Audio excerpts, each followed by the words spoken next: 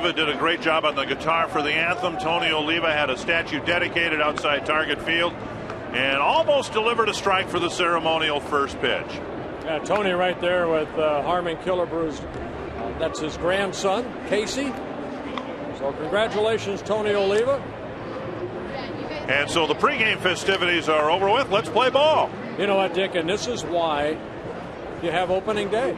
I mean, look what happened in it. It's unbelievable. The following is a presentation of Fox Sports. We are Black Hawks. We are Minnesota.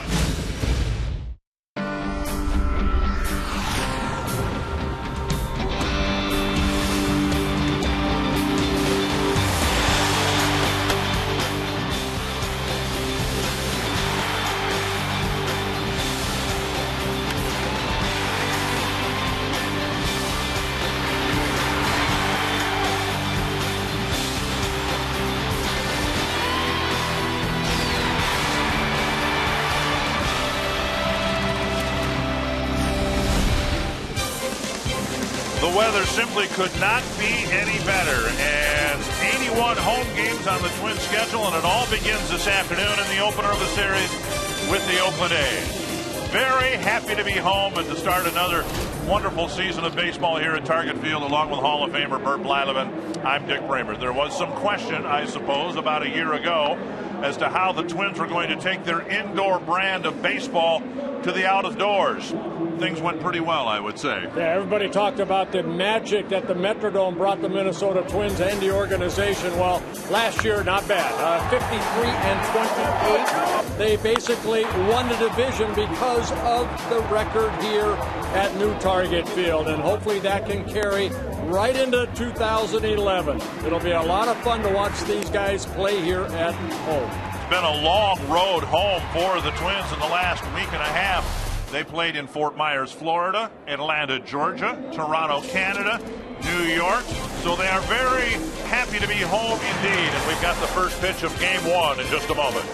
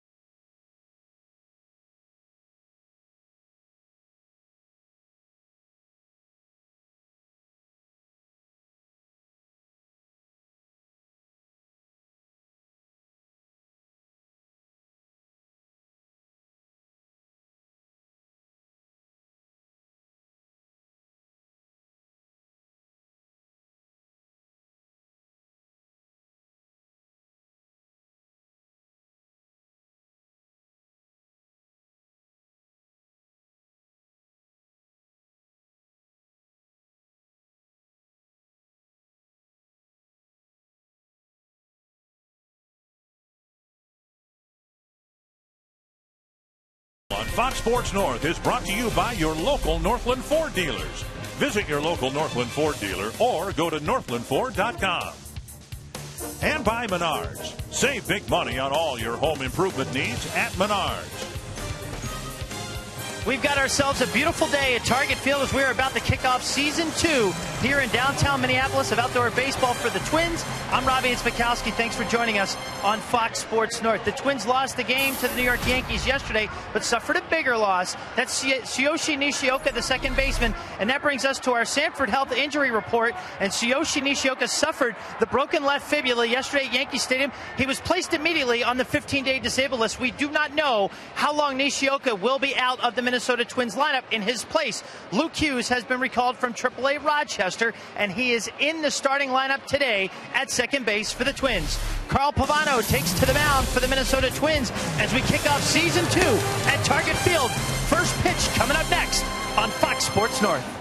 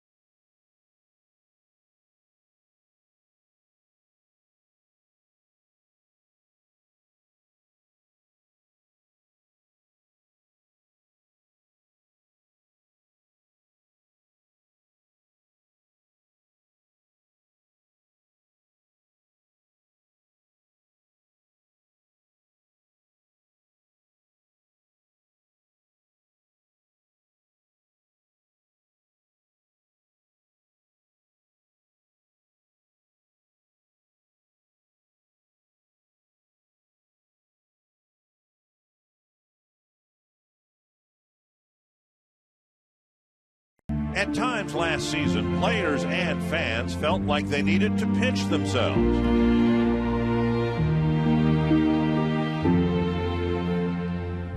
As if their new field of dreams was just that.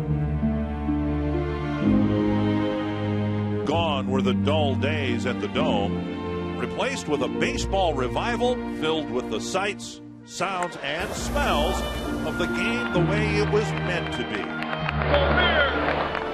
Today, Target Field has its first birthday, but what it brings to Twins territory will never grow old.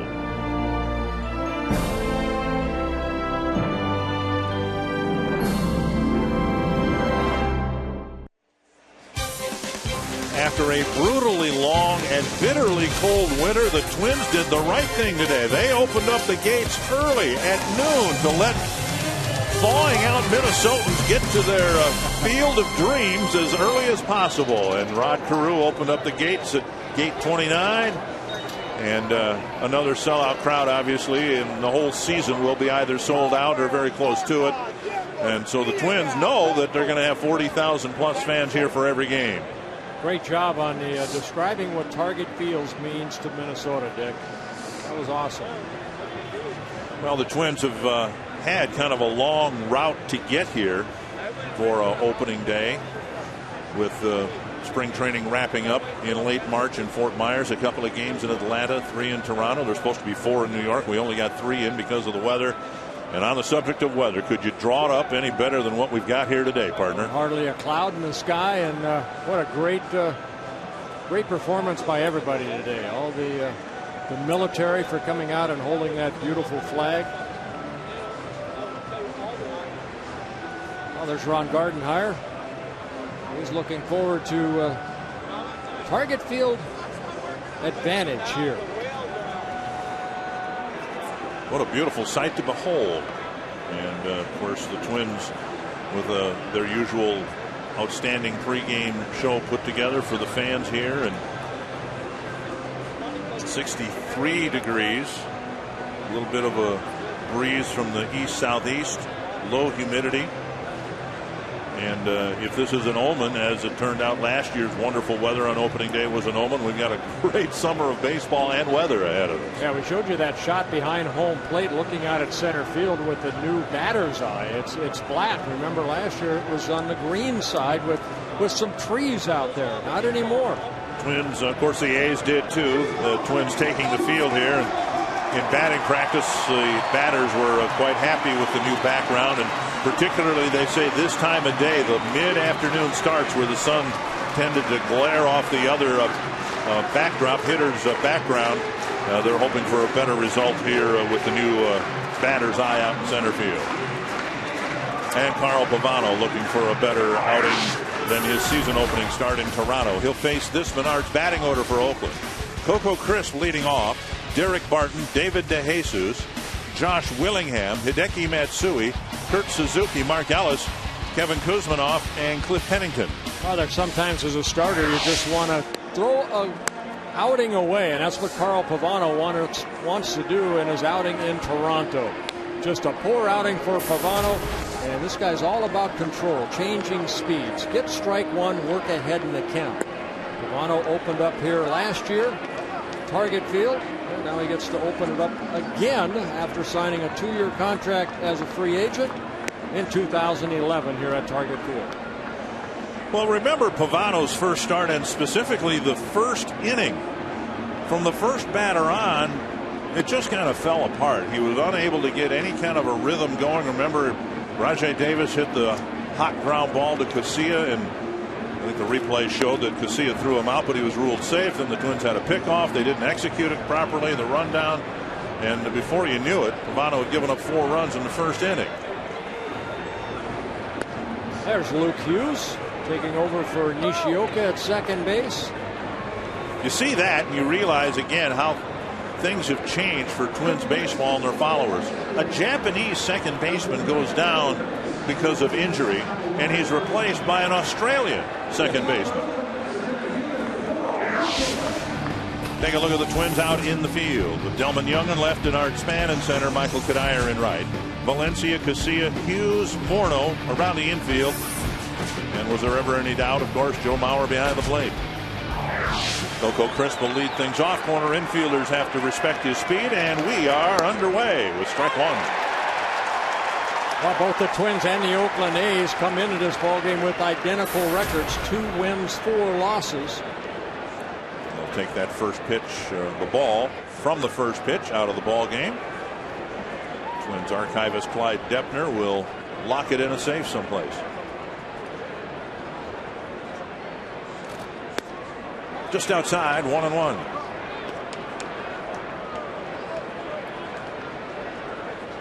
Pavano, 35 years old, in his 3rd season with the Twins. Came over a couple years ago from the Cleveland Indians.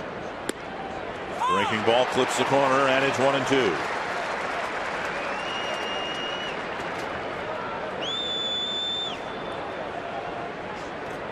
Pavano, a 17-game winner last year.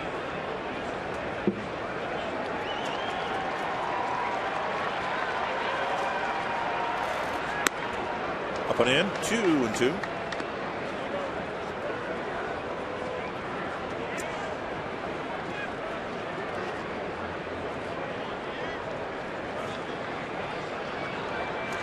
Gorgeous mid-afternoon for anything else, but specifically baseball. Loop to left. Delman Young with the catch, one away. So Crisp retired, and Pavano's game has already gotten off to a better start. That'll bring up Derek Barton.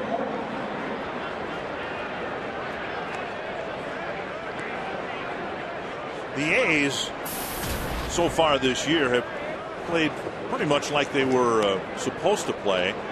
They have a 2-4 mark. They hope to be better than that, but they pitched very well. They haven't fielded well, and the lineup hasn't done much yet offensively. Yeah, they made 9 errors already as a ball club. Barton last year, very good eye at the plate. He led the American League with 110 walks. He's walked 4 times already in the first 6 ball games. 2-0. Career high 159 games played in last year. He hit 273.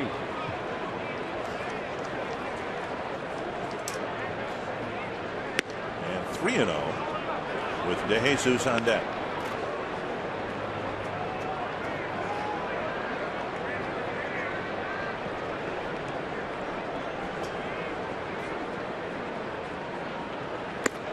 Right down the middle, 3-1.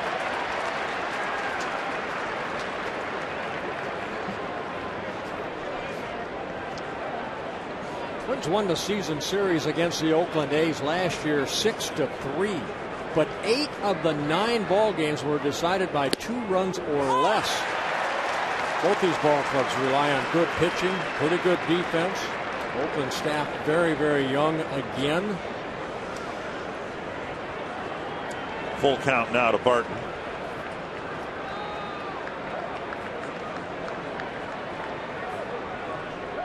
And he missed wide. It drifted out of the strike zone, and a 1-out walk puts Barton aboard for David DeJesus. Ron Gardenhire talked about the value that the veteran Pavano brings to the mound and the clubhouse.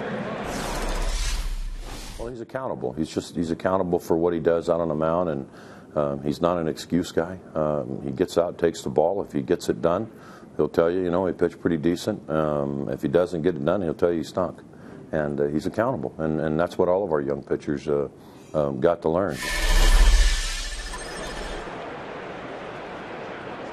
Pavano, part of the 2003 World Championship Florida Marlins. Mauer blocks part of it, but it trickles toward the dugout, and Barton will advance to second base. So a wild pitch advancing Barton into scoring position.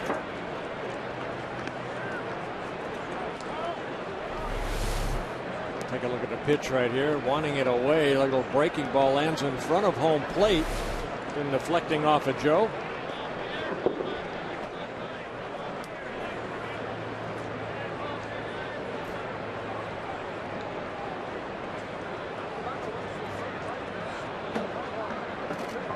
You look at the Oakland roster, Bert, and it's a little bit of a departure from what we've seen in the last few years. They acquired veterans like DeJesus, Willingham, Hideki Matsui, and gave up some prospects to get them. They realized that their lineup was terribly inexperienced and impotent, if you will, last year, so they tried to bring some veterans over. Pick off to second, and that hits Barton and goes into center field. It'll be an error charge to Pavano. And Barton, who walked to reach first, now is over at third base. Well, Pavano maybe a little amped up right now because, he usually doesn't walk anybody. The wild pitch.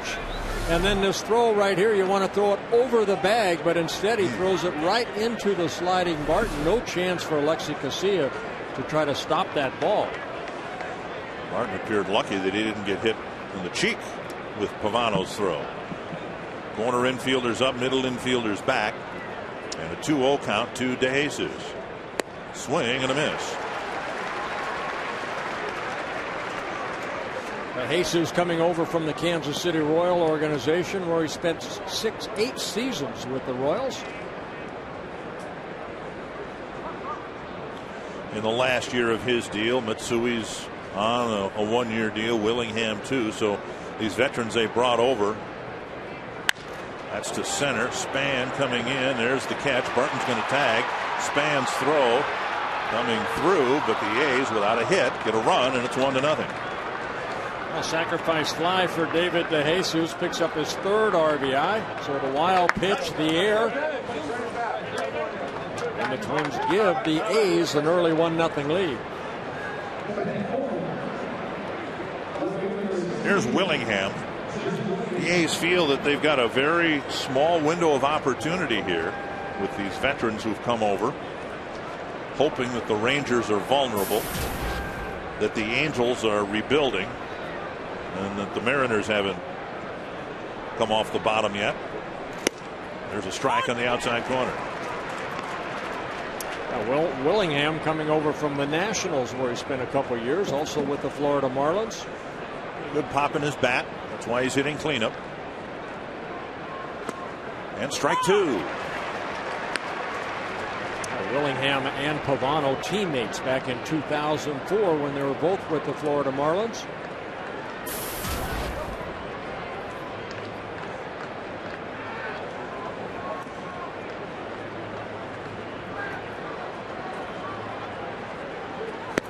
Down and away.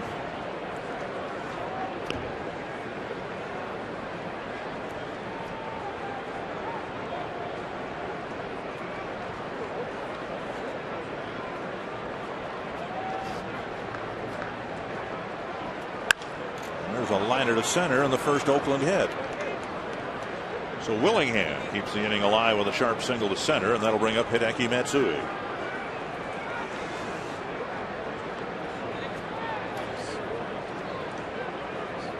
James Hoy, home plate umpire. Tom Hallion, the crew chief, is at first. Bill Miller's at second. Phil Cuzzy's got the third base line. So many times we saw Hideki Matsui hit for the Yankees. We just got done playing the Yankees. Matsui, his 2nd year away from New York, and now he's hitting 5th for the Oakland A's. Yeah, last year with the Los Angeles Angels of Anaheim. And Pavano shaves the outside corner.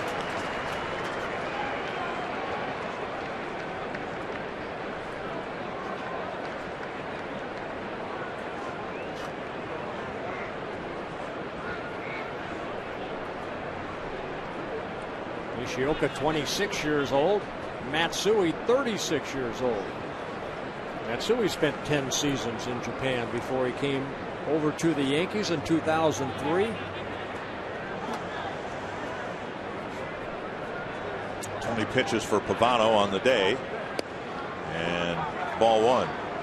Really the tough break, no pun intended, for Tsuyoshi Nishioka to have the fractured leg introduced on crutches for the first time in Minnesota.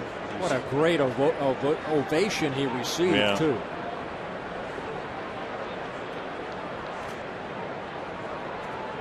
One and one to Matsui. Off the end of the bat. If you track Pavano's pitches, very seldomly will he throw a 90-mile-an-hour fastball followed by a 90. It's usually, 90, 86, then he'll throw that changeup. That's his game plan right there. He's not a strikeout pitcher. He'd like to get out of innings by throwing 10 to 15 pitches. Right now, too many pitches. And a stolen base without a throw. Willingham scampers to second. So the A's advancing station to station here in the first inning. Yeah, Willingham getting a great jump right here. Mauer thought about throwing, but decides against it. So Willingham picks up his first stolen base of the year, the 4th for the A's. Time for the Twins to get off the field here. 2-2 to Matsui. Popped up center field. Span hardly has to move, and there's the end of the inning. But the A's get a hit and a run in the first.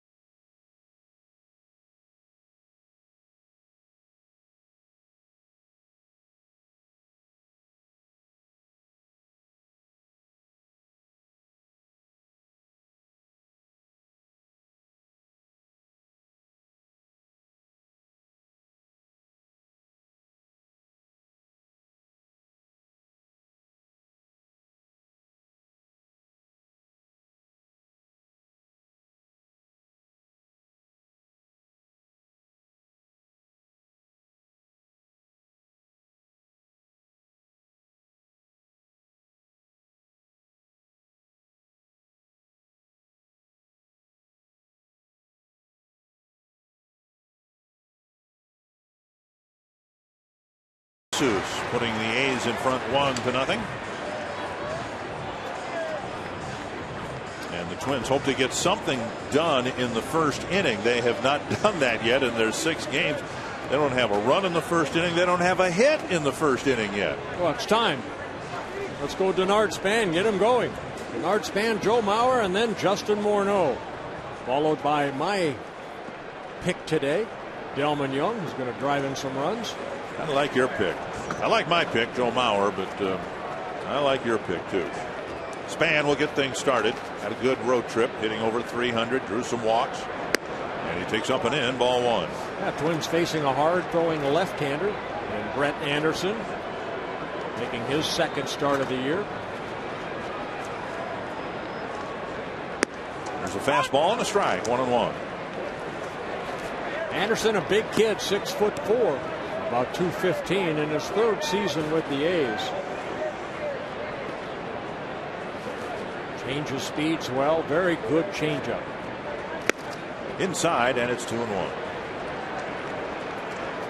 Twins have given up 11 home runs. They've hit 2 of them, and 1 of them from Span, the other one from Danny Valencia. So not only are the Twins not hitting many home runs, they're not getting them from the people you would think, like Justin Morneau, Michael Kadire, Delmon Young. They'll be coming.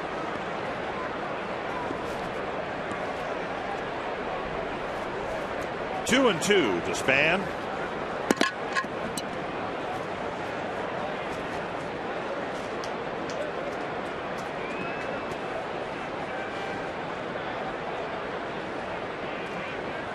Swing and a miss, and had a hand come off the bat, so Span strikes out.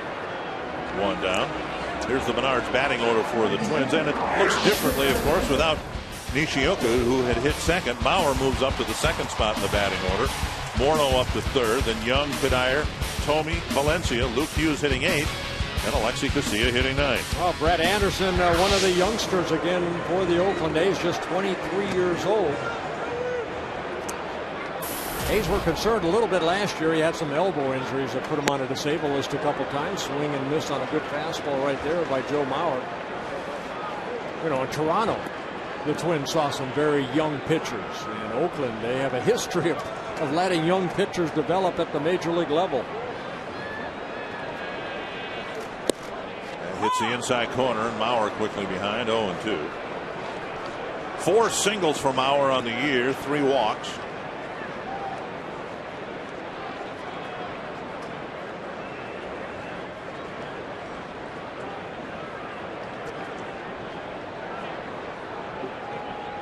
Outside, 1-2. Joe with a couple of strikeouts in yesterday's game. His total for the season 4.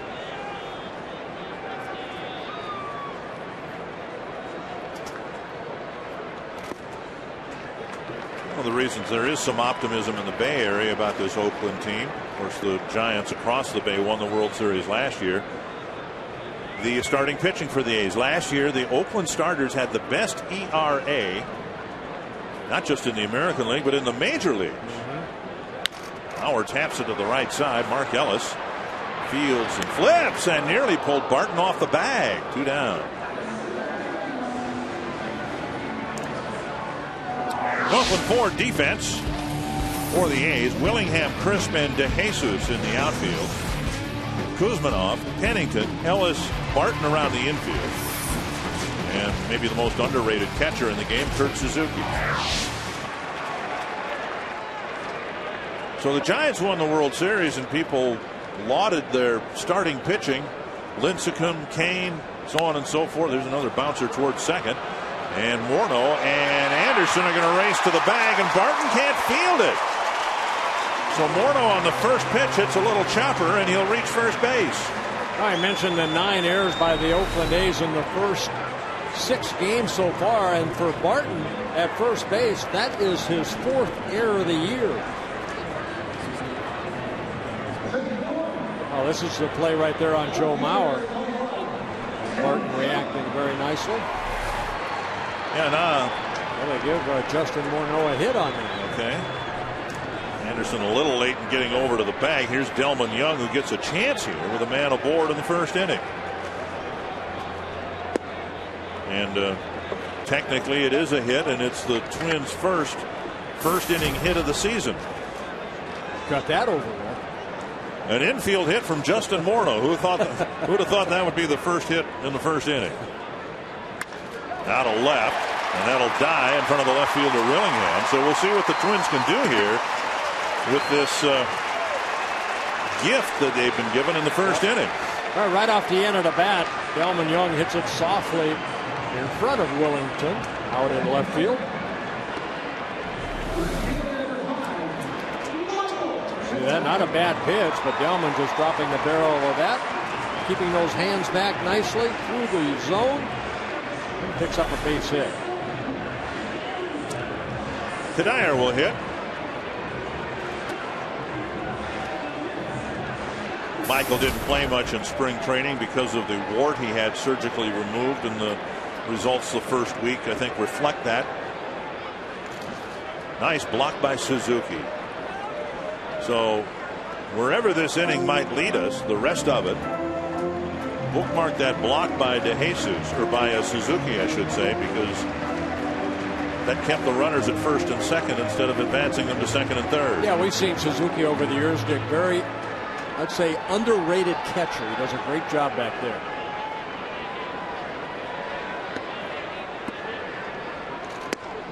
And a breaking ball that hits the corner, 1-1.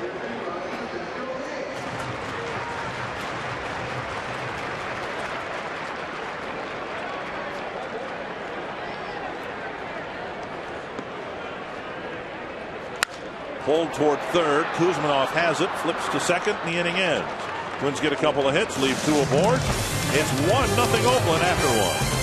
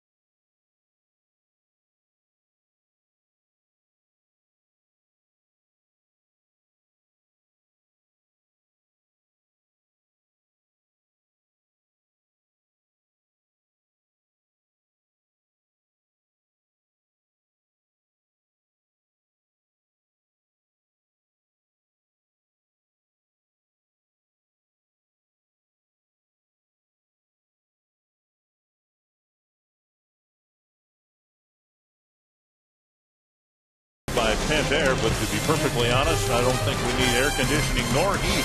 This is about perfect weather to play baseball in. Yeah, clouds rolling in a little bit, but boy, earlier today, not a cloud in the sky. Well, the A's got a run without a hit. They did get a hit later in the inning, but it didn't affect the advancement of Barton in any way. He'd already scored by the time Willingham had his hit. Suzuki will lead things off in the second inning. By the way, just a little footnote, and actually a significant milestone. The infield hit by Justin Morneau was his 1,000th career hit. That's right. And so we expected it to be a double up the gap or a home run, and here was a little two-hopper fumbled by the first baseman, and it's a milestone hit for the Twins' first baseman. Good luck on your next 1,000, Justin. Get them quick. This one hit to center, and Span goes back. And near the edge of the track, makes the catch. One away. Baseball presented in high definition by Sony. One gone, Mark Ellis, the batter. There was some question whether Ellis would even be here for the start of this series. He had an ear infection, and they were concerned about the flight from Toronto and what that might do to him, but he's here and in the lineup. Yeah, one time they were thinking about driving him over from Toronto. He said a nice little 16-hour drive. Said he wasn't looking forward to that. Scenic this time of year, too. I don't know how you do that. You drive over to Winnipeg and then come south, or... Well, thankfully, he didn't have to do that. 1-1. Yeah, Ellis kind of the veteran with the Oakland A's in his 9th season. Came up with the A's in 2002. And Pavano hits the corner, 1-2.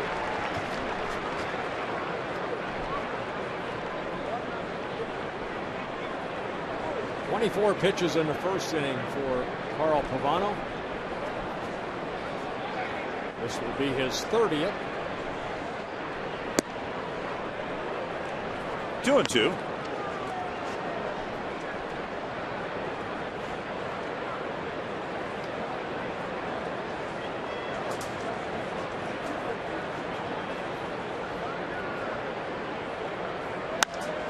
Sliced to Morneau. Picked it up before it hit the ground. Out number 2. We haven't seen a ground ball yet by the Oakland A's. They've been able to get Pavano's pitches and put some air underneath them. 2 away. Here's Kevin Kuzminov.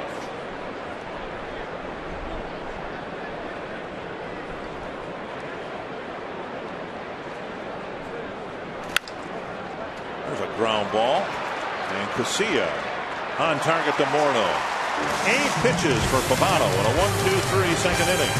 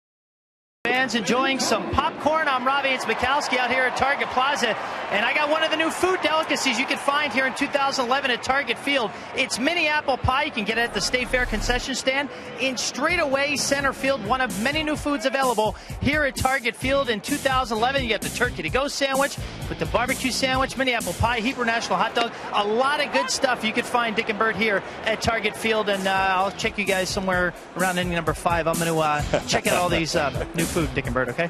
All right, very good, Robbie.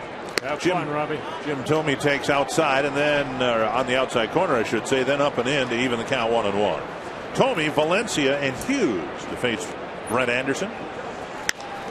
Lifted to left, harmlessly toward Willingham. 1 down. That'll bring up Valencia. Just want to go back to the A's rotation last year, and with all due credit to their nationally counterparts in the Bay, they won the World Series. When you think that the Oakland starters, the likes of Braden, Anderson, Gio Gonzalez, they actually had the lowest team ERA in the major league. They have some very good young arms. Kurt Young was their pitching coach last year. Now it's Ron Romanic, who was the bullpen coach for Kurt Young. Kurt Young going over to the Boston Red Sox when John Farrell took the job with the Toronto Blue Jays. 1 strike to Valencia. Valencia's due for a doink. A little flare, something hit off the trademark that drops in safely. On the road trip, he hit just about everything right on the barrel of the bat. Hard ground balls, deep fly balls, line drives, and got precious little to show for it in terms of hits. And now it's 1-2.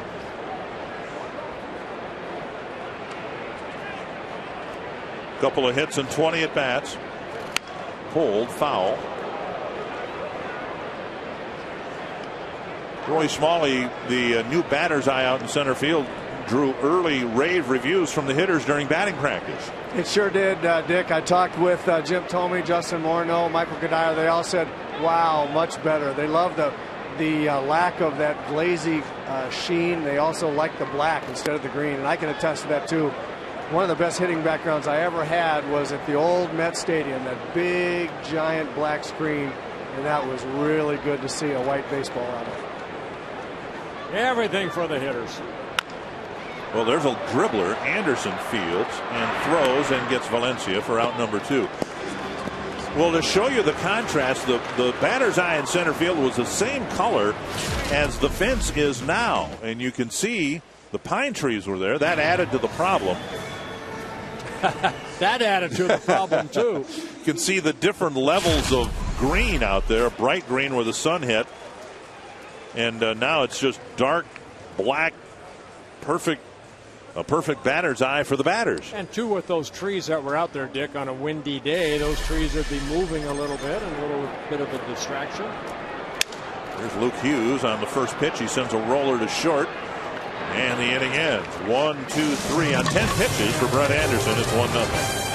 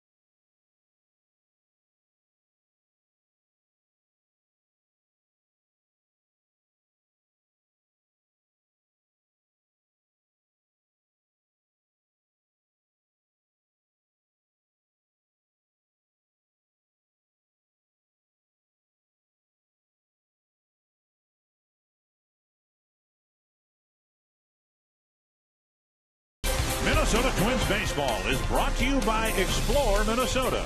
Visit exploreminnesota.com to plan your next Minnesota vacation today. That's rock climbing near Red Wing, Minnesota. Barnes Bluff, part of an old limestone quarry with a lot of rock climbing routes and a variety of difficulty levels, including many suitable for beginners. A walking trail to the top of Barnes Bluff. Of course, Red Wing well known for shoes and pottery as well. Beautiful part of the beautiful state of Minnesota. Strike one to the leadoff man here in the Oakland third, Cliff Pennington. 2 strikes.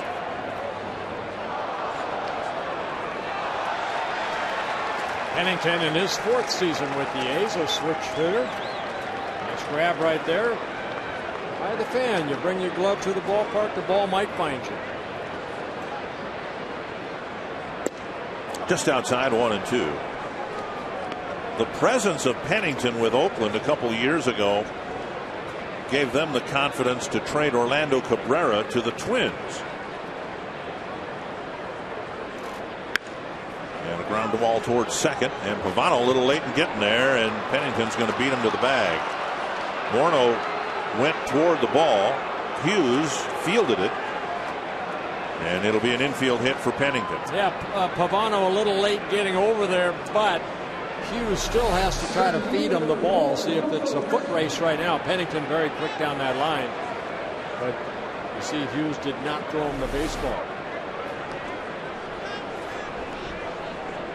So the leadoff man on here in the third, and that'll bring up Coco Crisp.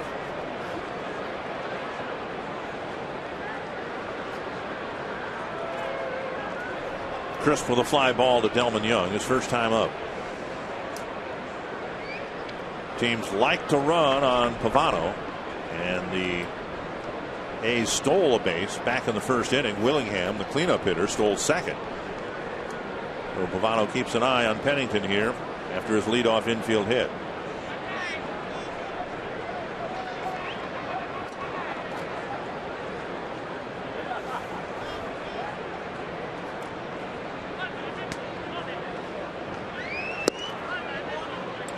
And Chris squares to bunt and takes ball one.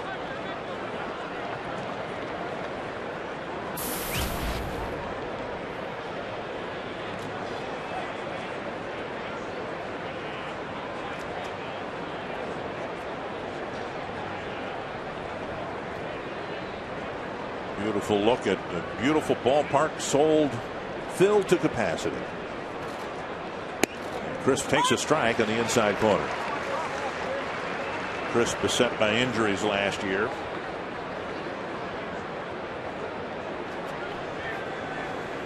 Played in only 75 ball games for the A's last year. 2 different stints on a disabled list.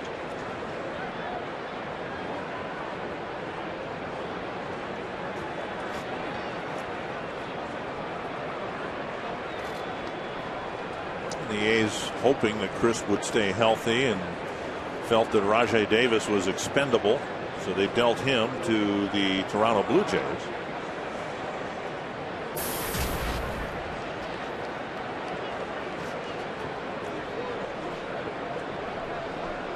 One and one to Coco Crisp. Off speed pitch, just missed the corner. He didn't swing. It's 2-1. Very slow pitch offered by Pavano.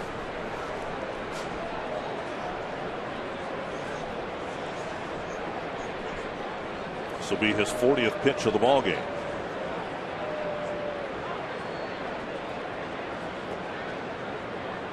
Runner goes. Mauer's throw. High throw. And Casilla makes the catch. It's 2-2 to the batter, and the second stolen base for the A's here this afternoon. Yeah, Pennington threw, I guess, pretty good right here. It's a changeup. Mauer, good strong throw, a little bit high, but Pennington sliding in head first gets in a scoring position with nobody out. You got to watch the bunt right here, even though there's 2 strikes. Twins infield playing back. And Crisp bounces it to the right side. Does his job in advancing the runner. Crisp retired. And Pennington to third. Good piece of hitting right there by Coco Crisp. Home openers are always special, and we want to send out a warm welcome to all of you watching across Twins territory. Proud to be the exclusive home of Twins baseball, bringing you more than ever before here on Fox Sports North. A total of 150 games this season. Make sure you don't miss tomorrow's game. The Twins taking on the A's at 6 o'clock. And log on to foxsportsnorth.com and check if your cable provider will be carrying the game. Infield in for the Twins. With a runner at third, 1 away. Barton fouls it beyond the Oakland dugout.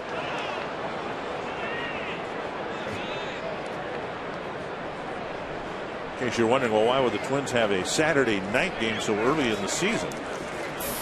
It was an accommodation made in the event that this game would be postponed. because of weather. One strike. If we had had bad weather today, rain, snow, any combination thereof, the Twins would have come back tomorrow with a split doubleheader. Would have played one game around noon, another one at 6. But it doesn't look like that's going to be the case.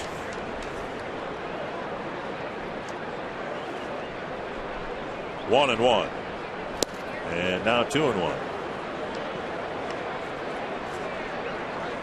He never got into a groove in Toronto, and Pavano, I think, here today still trying to find that rhythm. Yeah, just kind of all over the place. Sometimes you'll see Mauer sit inside, the ball's down and away. Plus, it's Oakland's only time here. Right. On the outside corner to even the count. Twins go out to Oakland twice for a 2-game series and a 3-game series, but Oakland will not see Target Field after this 3-game series. There's a good pitch right there.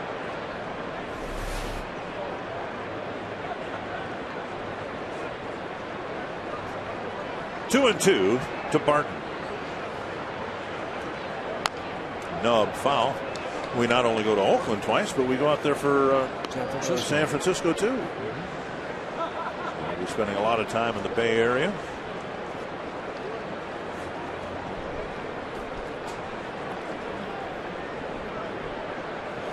Pavano would like to have a strikeout right here. 4+ innings in his debut in Toronto. He had 3 strikeouts.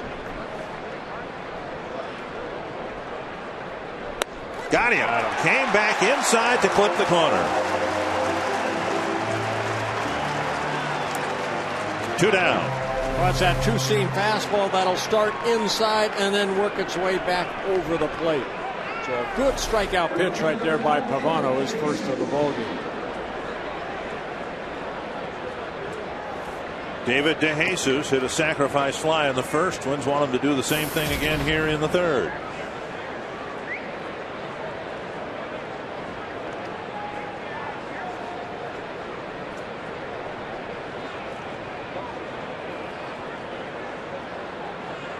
Bounce toward first. Pavano hustling to the bag. Nice pickup by Morneau, and the inning ends. So the leadoff single, the stolen base, all of it really doesn't matter. It's still 1-0.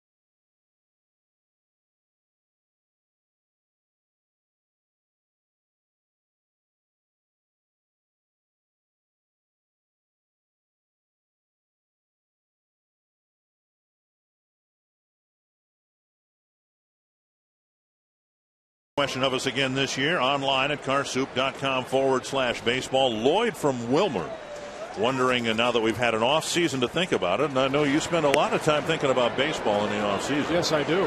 What is your favorite part of Target Field? I think I just like the ambiance of it. I mean, it's beautiful. Just everything. The food is great. People are great. And the people that work here are good, too. They're just good people. How about yourself? Well, the easy answer, I think, would be the Plaza. But as I've thought about the question, you know what I think it is? It's the field level seats. Even though I've never sat in them, the field level seats, I think, make this an intimate ballpark as it is. And that goes back to the ambiance you talked about. It's just a wonderful place for the fans. 1-2 the count to Alexi Casilla, and he taps it foul. And with that, we will bring in Jim Pohlad, largely responsible for making this as wonderful a ballpark as it's been. And I know you enjoy coming here to what's your most favorite? Yeah, what's your favorite part of the ballpark? I just want to say to the fans, I mean, these guys can say whatever they want, but the best view is from right where they are. I can tell you that. We do have a pretty good view here. You're right. But do you find yourself coming to this ballpark more often than you would have, say, at the Metro? I mean, there's no comparison. I'm sorry to say that, but there's no comparison for me. Well, Anderson picking up his second strikeout of the ball game, getting Casilla on a hard breaking ball for the first out. Casilla called out on strikes for the first out of the third inning. And I think, Jim, you should be commended. The Twins organization should be commended. It would have been easy, as successful as the first season was here last year, to just let things come back in the second year as they were the first. But yet some improvements to the ballpark in the second year. Yeah, I mean, I'm getting older and older, and I hope that I never lose, and we never lose, the desire to have it better every year. You know, not get complacent. Well, you see the video board right out there in right field. What a great gesture for the fans in left field that couldn't see anything. Most of the bat ends up well over the Twins on deck circle. Span retired, and 6 men now have been retired by Anderson. 2 gone quickly here in the third. Well, hopefully everybody's all right with that flying barrel of the bat. Bernard Span, see, get about the middle part of the bat, but the barrel just went flying into the crowd. And everybody's okay. Good. 2 gone, and that'll bring up Mauer. He hit a ground ball to second his first time up. Dick Bremer, Bert Blyleven, joined by Jim Pohlad. And the pitch is up, ball 1. And what a wonderful sight it is as we hit the air, Jim. We said, you know, this has been a brutally cold winter for all of us in the upper Midwest. I think fans were really, really anxious to get into this ballpark today. That's for sure. I am. I mean, it was a long winter, but that's Minnesota for you. 1-1 to Mauer. Boy, whenever you guys invite me here, the innings go so quickly. I think you want to get me out of here. Hey, we're hitting right now. We can do. Mauer with a ground ball to second. That's not the whole idea. Having said that, you want to stay? Next time you're gonna come on is when they hit. Okay. Well, invite me whenever you want. Okay. Thanks, Jim Pohlad. 3 gone in the ball game.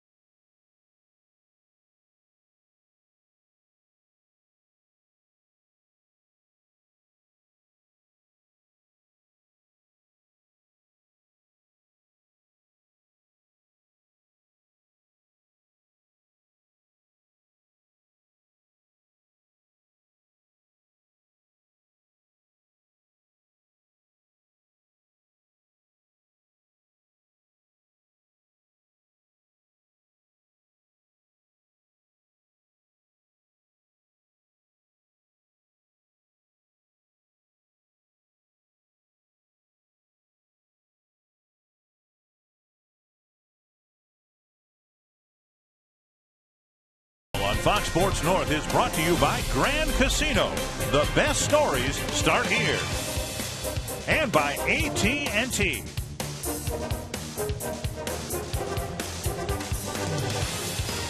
You can get involved in our telecast this afternoon. Let us know who you think will be the Arby's value player of the game. Text the word value followed by a space. And the player's name to short code 234234. And the voting right now has Danny Valencia leading. You can keep voting and we'll update you as to the final results once the game ends in the postgame show. Ball 1 to Josh Willingham. It'll be the middle of the Oakland lineup here in the fourth. Yeah, Pavano's thrown 49 pitches now. He's been able to get strike one on 9 of the 13 batters he's faced. I did walk Barton in the first inning, and he later scored the only run of the ball game.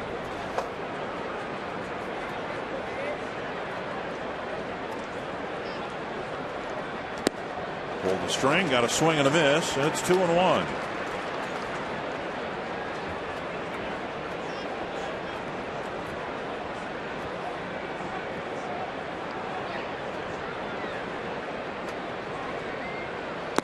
Check swing. 3-1. Willingham singled, got as far as second base in the first inning. And the A's got a leadoff single in the third and pushed Pennington all the way over to third base, but he did not score. High fly ball, short right field. Kadire coming in. And out number 1. AT&T trivia question.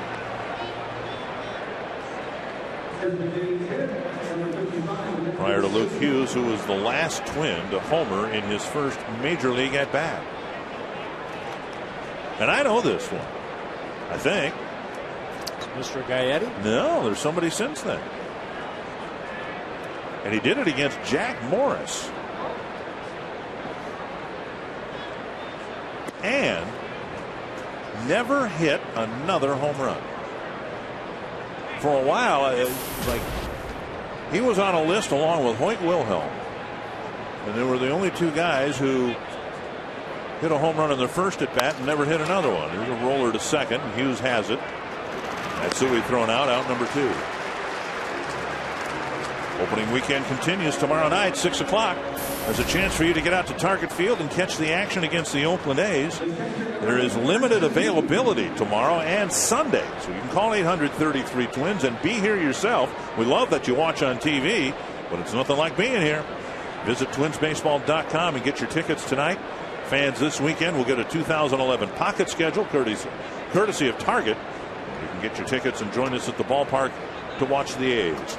See, I thought, and I think I know the answer. I thought he was before Gary Gaetti. Yeah, he did it in Andre David. 1984. Okay. I think he's the last guy. That was early. 1 strike to Kurt Suzuki.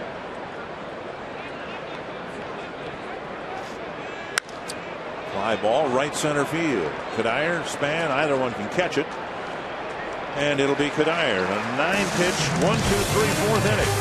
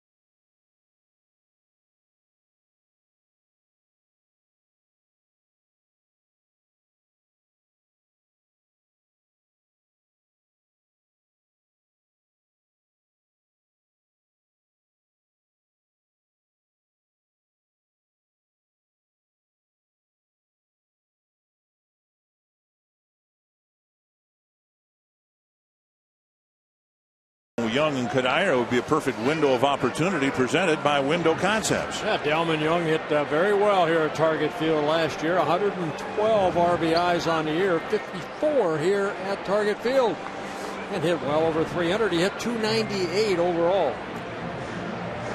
46 doubles by Delmon Young last year. So Morneau, who got an infield hit, and it was a milestone hit, the 1,000th of his career. Young followed with another 2-out hit, but the Twins left those runners on base. And Morneau, with a big rip, fouls one back. 1 strike. Well, Brett Anderson gave up in that infield base hit than the Delmon Young single. That's been it. He's retired 7 straight. Just off the plate, broke in front of home plate to even the count 1-1. Very good pitch count. 39 pitches. 26 have been strikes. And a breaking ball left up and in, and it's 2-1. Anderson in his first start against the Seattle Mariners got a no decision. He pitched 6 very good innings, allowed only 1 run. A's lost that, ended up losing a ball game 5-2. 2-2. I have a prediction to make, not about this at bat or this game, but the season. And I told Roy Smalley my prediction before the game. There's going to be at least 25% more home runs hit in this ballpark this year than last. Roy, did he say that? Well, Roy's mic is not working right now, so no. But this 3-2 to Morneau, leading off the 4. Toward the hole. Picked up by Ellis, and a nice play to Barton, 1 away.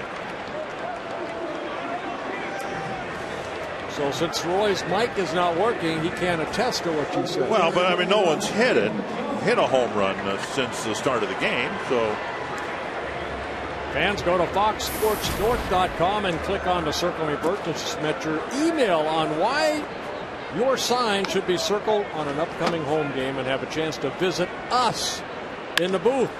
A ground ball, this time to the left side. 2 down. We'll reveal 2 of the sections the morning before each game. One will be listed on foxsportsnorth.com and the other on KFAN.com. Twins haven't hit anything hard against Anderson at all. A few 2 hoppers, a few little weak fly balls, a couple of broken bats. Here's Cuddyer. He had a ground ball to Kuzminoff to wrap up the first inning. Well, the Boston Red Sox have won a game. An absolute must win for Boston. Actually, probably if there's a must win this early in the season, that might have been it. They beat the Yankees 9-6.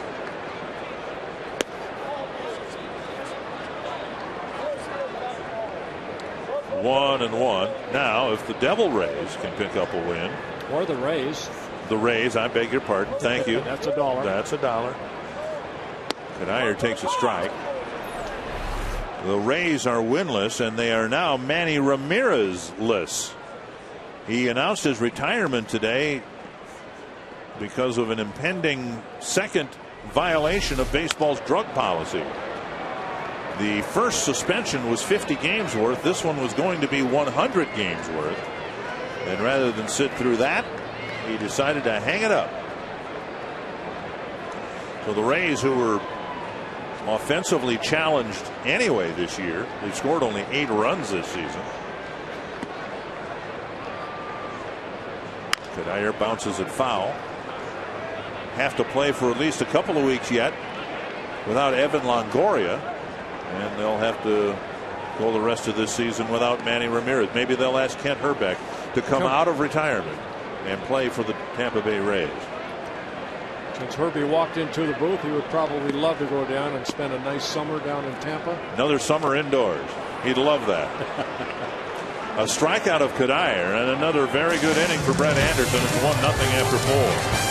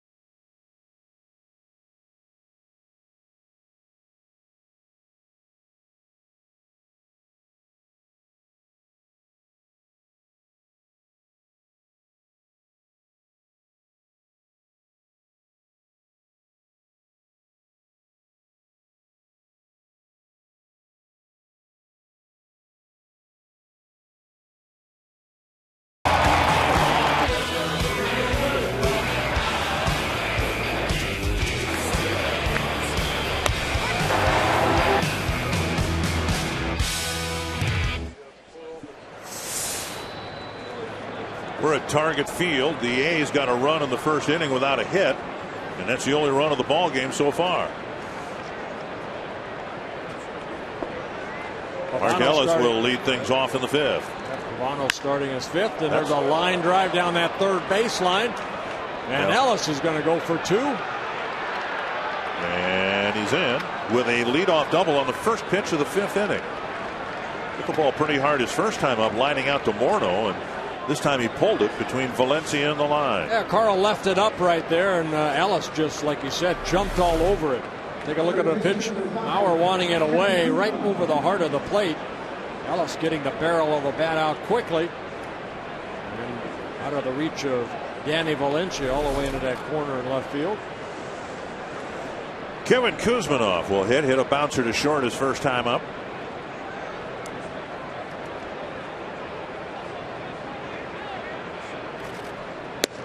And over for strike 1.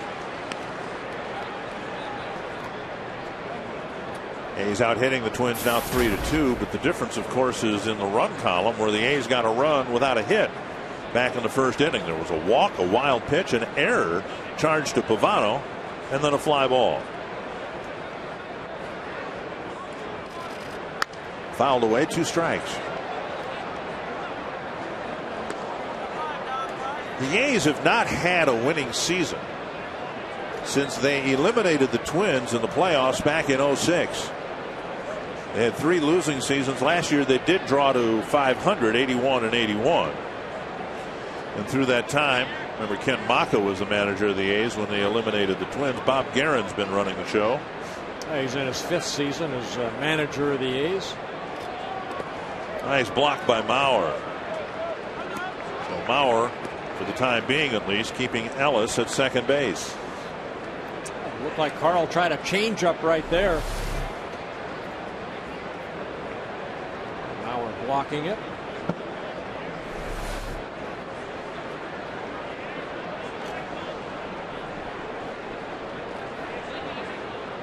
One and 2 to the Oakland third baseman.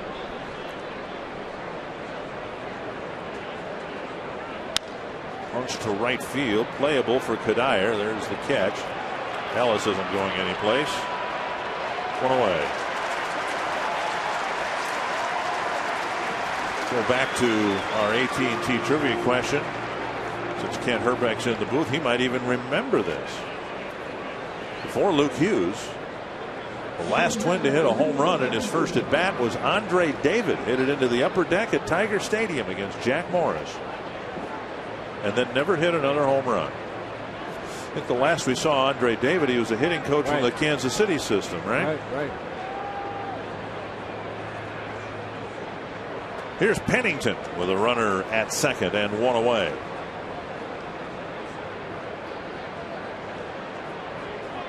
And Pavano steps off and looks Ellis back to the bag.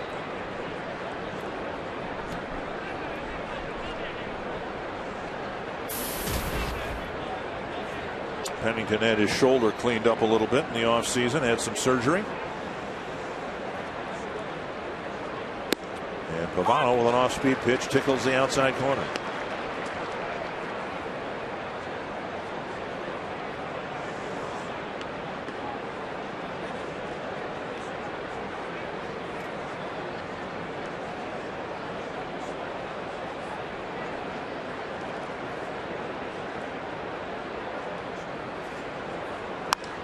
Popped up near second base. Hughes comes in.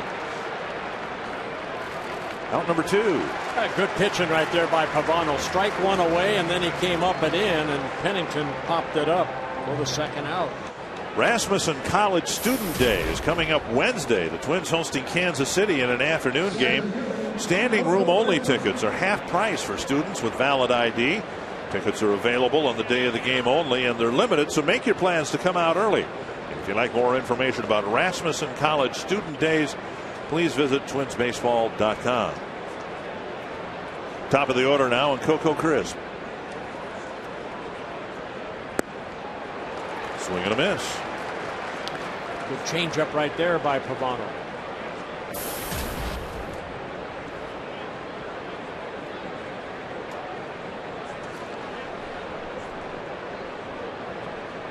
Havano, maybe from the time we mentioned he wasn't into a rhythm, got into one in terms of throwing strikes. Bouncer to second. And here in the 5th inning, he's done a great job on just 9 pitches, pitching around a leadoff double.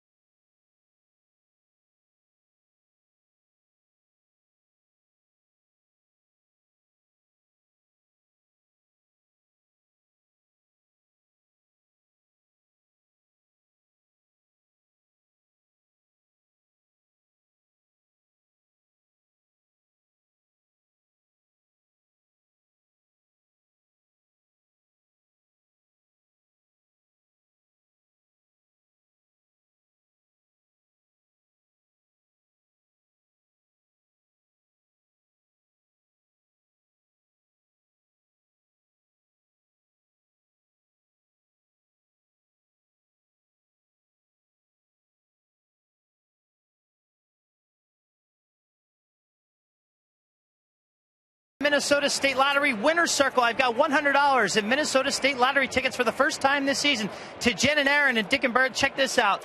They're celebrating their first anniversary here at Target Field. Jen got the tickets for Aaron. She's a transplant who came here from Pittsburgh, converted into a Twins fan. This is a girlfriend I wouldn't mind having and a wife buying tickets for the opener at Target Field. She's already taken for it, Robbie. Buy the tickets. I'm not sure she'd take Robbie, but and you are here by circle. That's my first circle of the year, actually. Jim Toronto and New York couldn't do it. The truck had to do it, so thank you very much. Jim Thome taking a couple of strikes from Brett Anderson, who has been outstanding here today. Fastball down and away, a ball.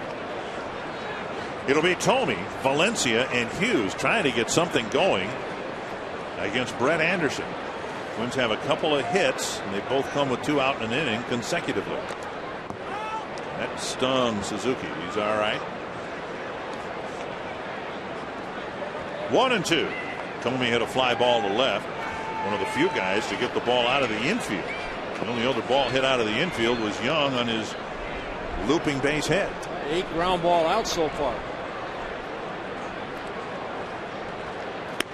On the outside corner. Boy, he's sharp today. He's thrown the ball almost exactly where he's wanted to throw it. Yeah, strikeout number 4 in a ball game, and Roy Smalley, you've got field level right there. This guy, good size for a pitcher, but boy, is he on a roll. Yeah, guys, you know, Bert, you talk all the time about the balance point and then getting that downward playing with your arm action. He's got great stuff, but if you watch his mechanics, boy, are they good and consistent. He's right up at the top. His stride is the same all the time, which allows, and his tempo is good, allows his arm to get right up. Watch when he goes into his delivery. He gets right up on top, and then he's coming through right at the same spot all the time. Bert, you got to love these mechanics because that release point is always the same on both his fastball and his curveball. That's why that good stuff gets thrown for a strike so often and thrown where he wants to throw it. Well, just like that right there, even though it's a little bit high, he stays back nicely. He's making his 4th career start against the Twins. And falls behind Valencia 3-0. Luke Hughes on deck. On the middle of strike. How do you account for that? He's just 23 years old, but he repeats his delivery very well. Well, he's kind of from a baseball family. His father, Frank, is a head coach of Oklahoma State, so he's been around, I'm sure, and listened and watched. Fly to left center. And the center fielder Crisp calls off Willingham, 2 down. That'll bring up Luke Hughes. Hughes saw one pitch from Anderson and sent it on 2 hops to the shortstop Pennington. Anderson actually signed with the Arizona Diamondbacks back in 2006, and then the A's liked him. They ended up sending Dan Herron over to the Arizona Diamondbacks.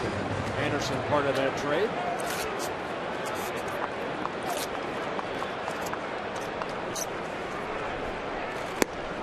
At the knees, a strike. Hughes had a great spring training, led the team in home runs with 6. Was sent out as the Twins decided to keep Matt Tolbert as a utility player. To short center field, and the second baseman Ellis runs out to end the inning. Another 1, 2, 3 inning. 13 straight.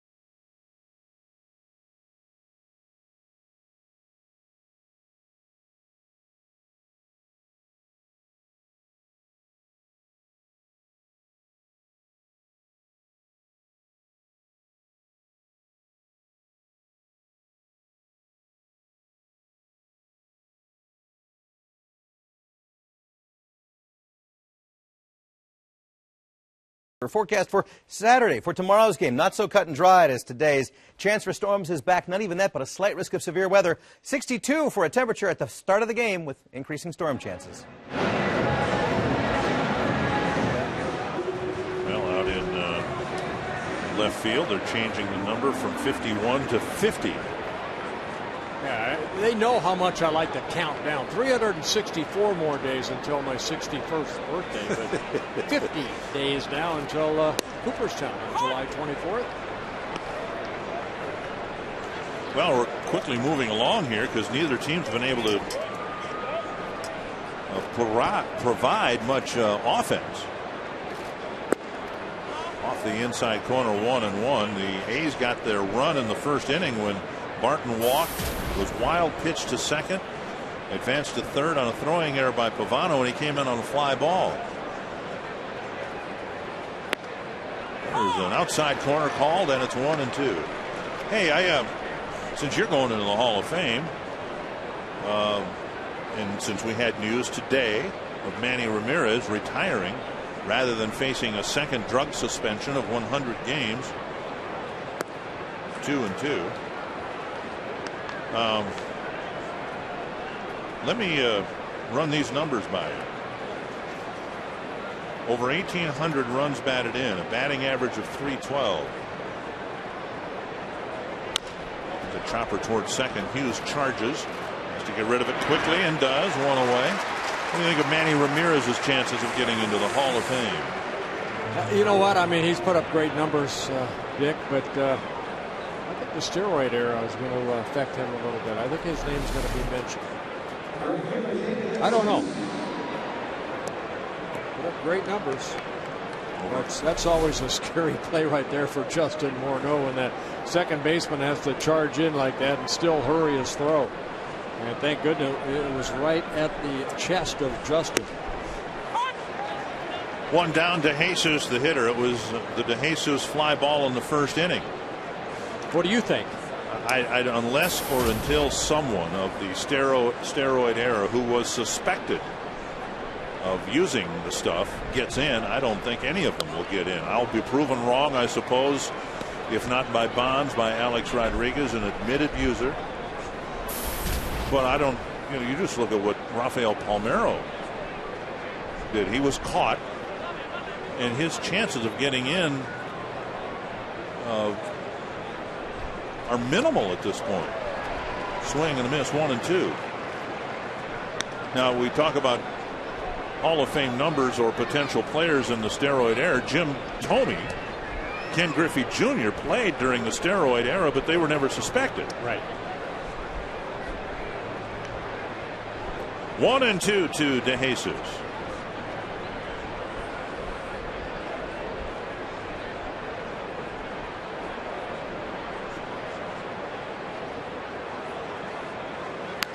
Check swing and a dribbler foul.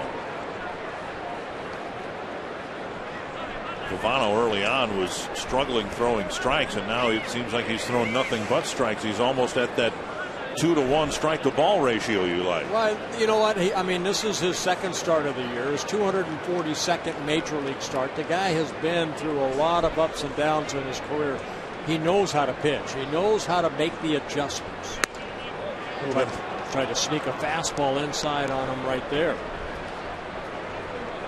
He has only one strikeout, and that came in the third inning. A big strikeout of Barton when there was a runner at third base and one out.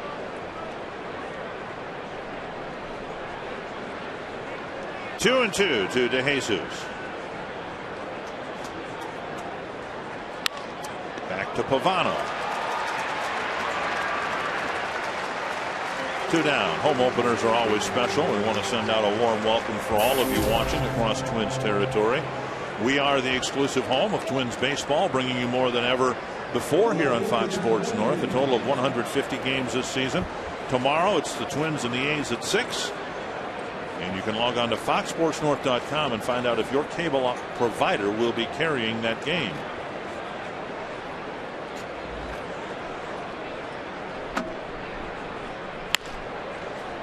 Bounced foul.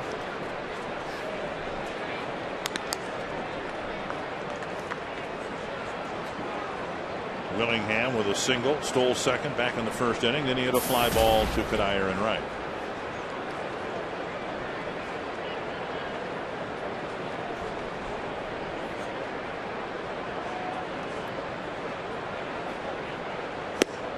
On the outside corner. I think this is good news. Not the injury here or Nishioka going on the disabled list with a broken leg. But the news we got just a few moments ago, no cast will be put on the leg, nor will surgery be required. He'll be reevaluated when soreness subsides. So I guess if the alternatives are having a cast on it, which wouldn't be good, or having surgery on it, that wouldn't be good. The further examination today must have been all positive, I would think. It sure sounds like it, Dick, and I think the biggest thing is how quick does he heal? And, time will tell. 1-2. Bouncer to short. Casilla gets in front of it. Sets and fires, and it's a good 1-2-3 inning for Carl Pavano in the sixth. See if the Twins can get the bats going in the bottom of the inning.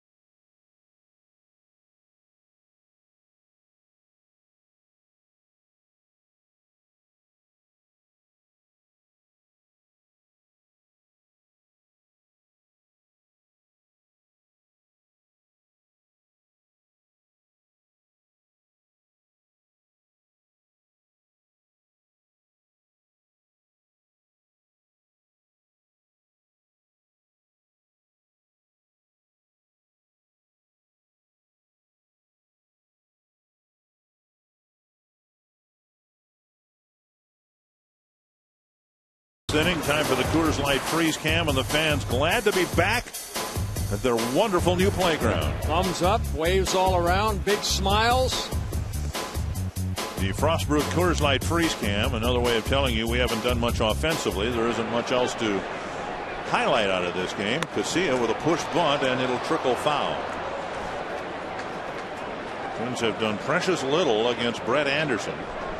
An infield hit by Morneau that could have been ruled an error. And then Young hit a little flare that died in front of the left fielder, and that's been it. 13 in a row sent down by the Oakland left-hander. Yeah, I mentioned Anderson in his first start against the Mariners.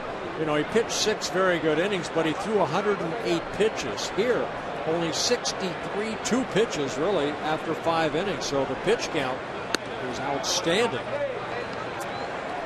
And he, for a guy who's young, just 23 years old, looked like he might struggle a little bit during the Valencia at bat. He fell behind 3-0, came back to get Valencia.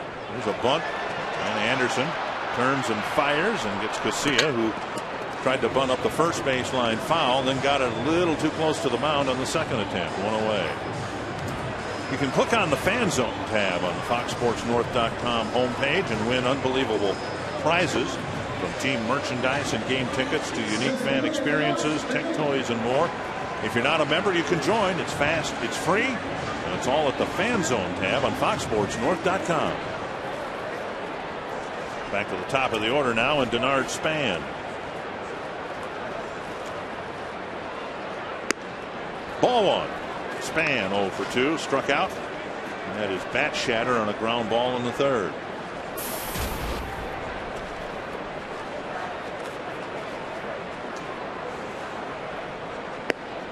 It's a breaking ball that hits the corner. And that's what he's been able to do when he falls behind. He'll throw that breaking ball over, the curveball, the slider.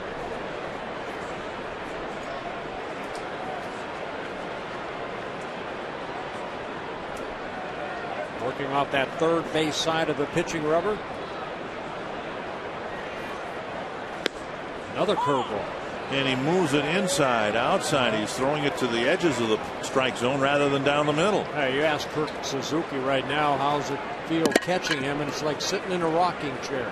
I move, he hits his spot. I move in, he hits his spot.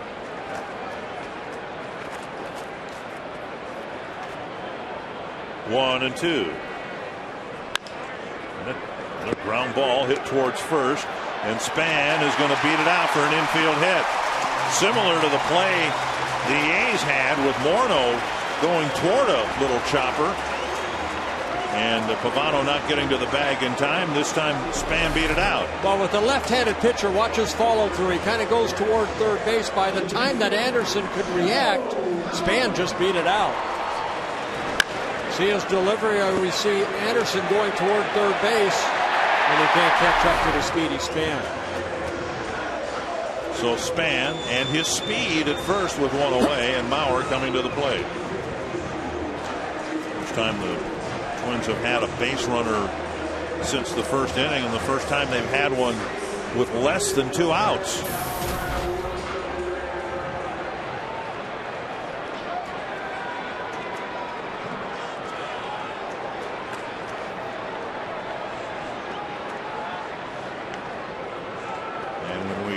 Over the years of complimented Kurt Suzuki, we have complimented his defensive ability and his, within that, ability to control a running game. He's got a very good arm behind the plate.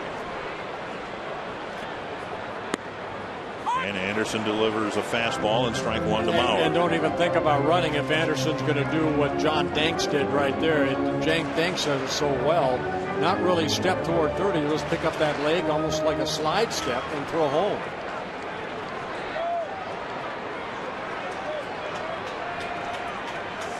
Well, the Twins lineup through Toronto and New York didn't really find its rhythm.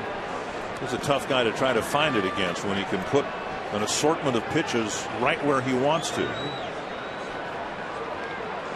That said, the Twins have the right guys coming up with a runner aboard here in the 6th.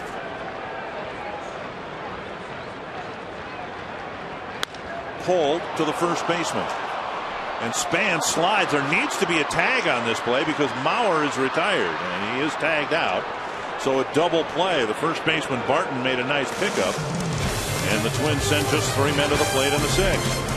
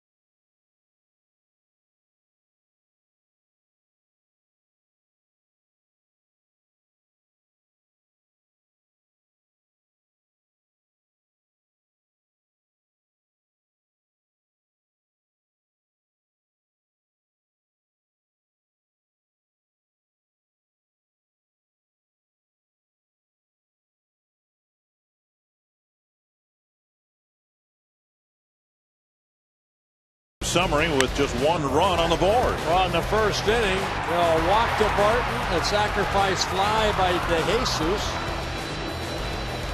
And Brett Anderson has been in complete control. He's retired 15 of the last 16 batters. No walks, 4 strikeouts for Anderson. And Pavano doing a good job. His only strikeout right there came a big strikeout in the 3rd inning. And he's given the Twins their first quality start of the year. 6 innings, just 1 run allowed. And he'll take the mound here in the 7th to pitch to the A's and Matsui, Suzuki, and Ellis. 81 pitches for Pavano, 53 strikes. Matsui with a fly to center and a ground ball into second.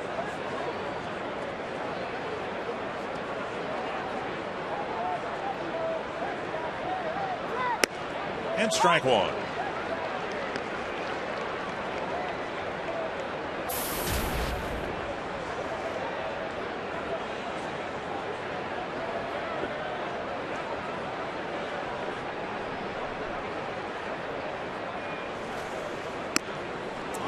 In off the plate, 1-1. I mentioned it earlier, Dick.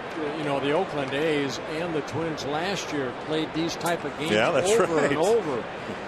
I mean, again, you know, Twins won 6 of the 9, but 8 of the 9 ball games decided by 2 runs or less. Just both these stats are very good. Pavano has been pitching outstanding, and that's all you can do when you're down 1-0. Just put zeros up there. Hopefully your offense will pick you up.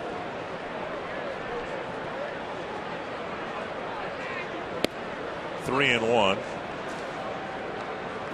You know, and both teams, Oakland and Minnesota, play their home games now in what would have to be called pitchers' ballparks, right? Oakland has become much more of a pitcher's ballpark, and certainly the move, the ground ball foul, the move from the Metrodome over here has been more beneficial for the pitchers than the hitters. And I think over a long season, and Ron Gardenhire will attest to this, what wins ball games is pitching and defense. Right. You have to win the low-run ball games. You'd like to score 13, 14 runs a ball game, or even 5 or 6 is what the Twins would take, but you have to win these type of ball games if you want to go to postseason. 6 games of both these teams have played. Oakland came in, scored only 22 runs in their first 6 games. The Twins only 19 runs in the first 6 games. So both these teams struggling offensively. 2 hopper to Valencia. Over to Morneau, and Matsui is retired, 1 away.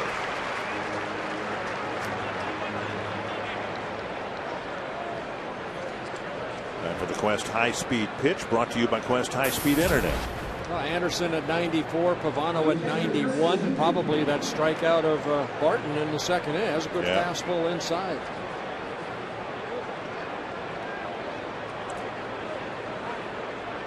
Suzuki, a fly ball to center and another one to right.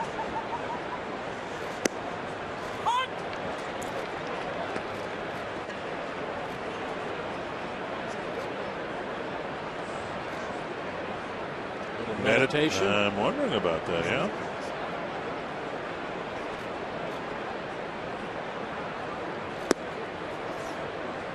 One and one.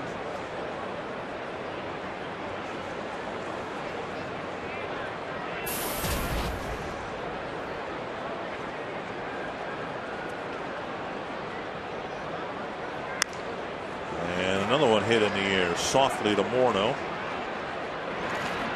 2 down. Pavano really into a groove. If you could take that first pitch double that Ellis cracked, leading off the fifth, he's got a pretty good streak going himself in terms of retiring batters. Yeah, he's retired, 8 in a row. And you go back, the only hit over since the third inning is the double by Ellis. Earlier, Ellis hit a liner that Morneau grabbed right before it was going to hit the ground.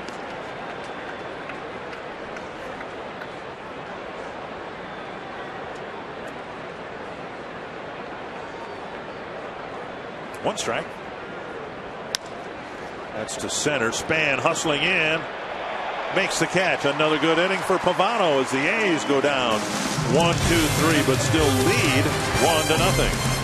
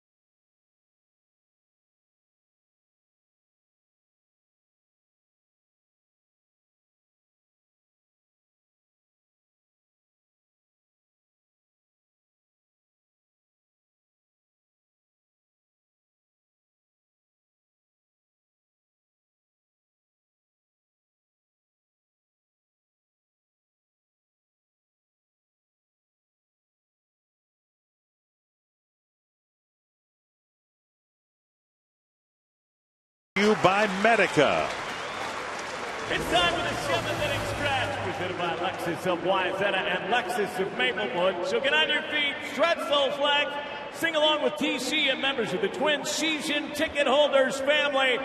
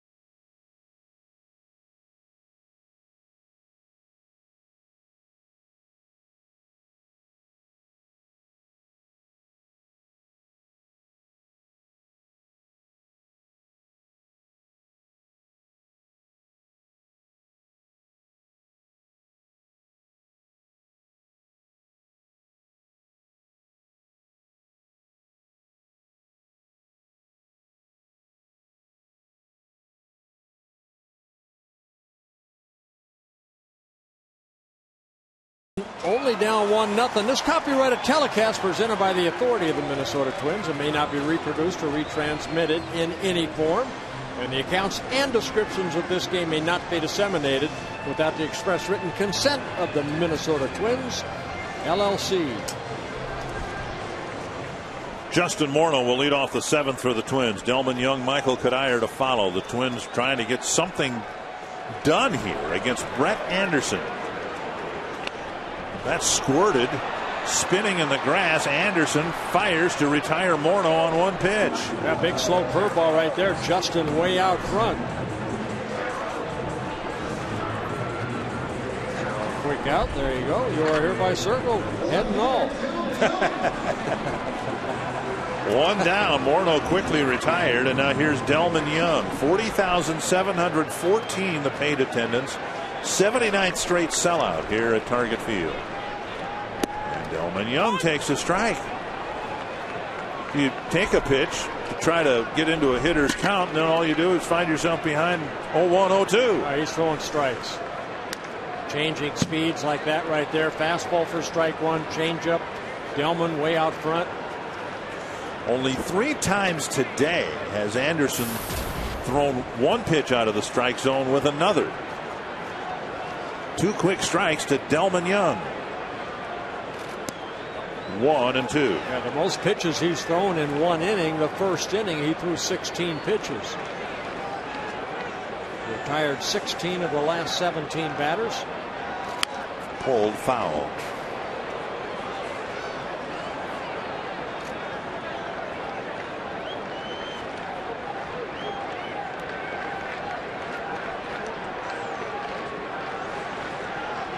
One and 2 to Young.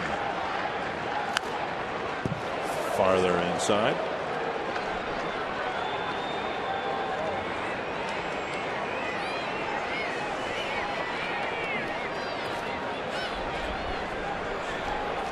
Anderson looking around.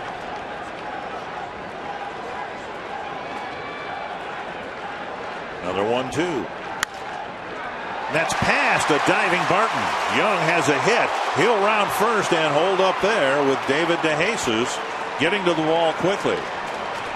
Plus being a left-handed thrower, Delmon Young went with that pitch the other way. DeJesus and his speed caught up to that ball down the right field line. Now, if it's a right-handed thrower, Delmon Young may think about going. Jerry White may say keep going, but see DeJesus getting over there. And as a left-hander, you get that ball and you get it back in quickly, a lot quicker. So now Cuddyer will hit. That might be the hardest ball hit today against Anderson.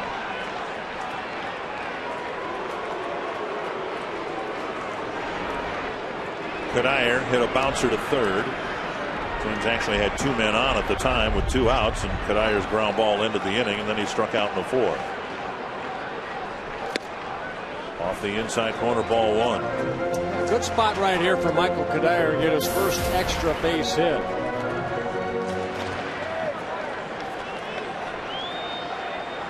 Just 2 hits on the year so far and 21 at-bats. Came inside, got a foul ball, 1-1. There haven't been many times when the Twins have had a base runner on, but after a Span single in the 6th and now here in the 7th, it's almost like the Oakland outfield immediately goes into the no doubles defense. The Twins have had only a runner at second base, never at third yet in this ballgame. That was Justin Morneau in the first inning at second. Old foul. Everything is just like 2 hops, either a foul ball or to an infielder. Aggressive in the strike zone, changing speeds.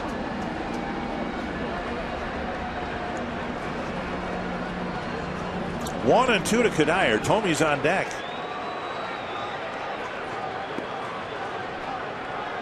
Of course, in the 6th inning, the Twins got a single, an infield hit from Span with 1 out. And then Mauer hit a pretty sharp ground ball. Barton turned it into a double play. A dozen ground ball outs for Anderson among the 19 he's gotten. Up and away, 2 and 2.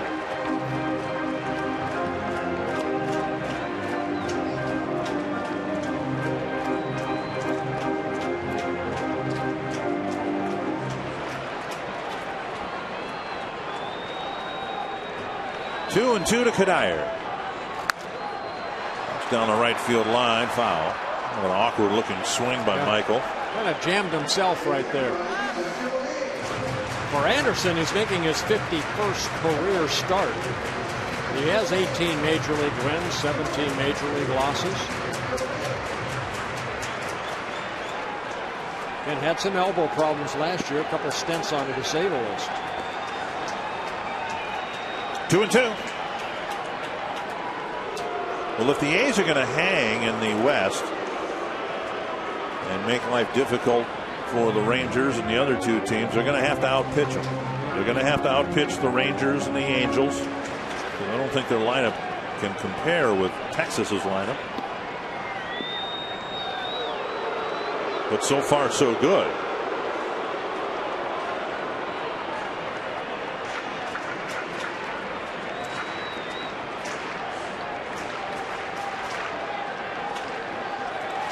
Two and two to Cuddyer. Checked his swing. It's a full count. We'll see what the Twins do with Delmon Young here. That's a good take right there by Cuddyer. Instead of the curveball, he went to the slider down and in, and Cuddyer stayed off of it. Send Young here. Guy's got so many ground ball outs, and go ahead and take the chance. I would. My goodness. Got to get something happening here.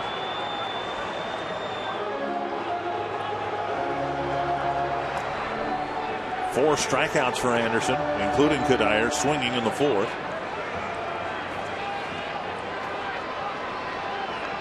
Make sure he throws home before you take off. Young goes. There's a ground ball hit up the middle.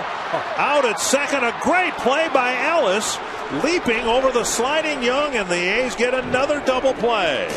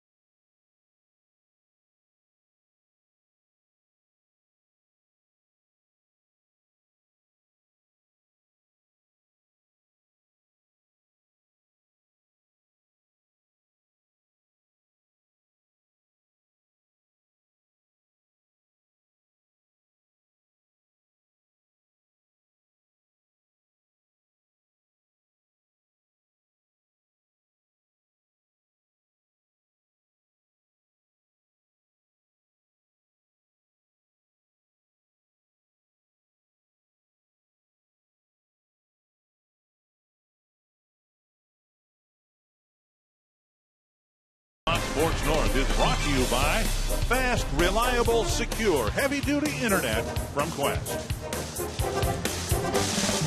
Now the Home Depot doing more on defense.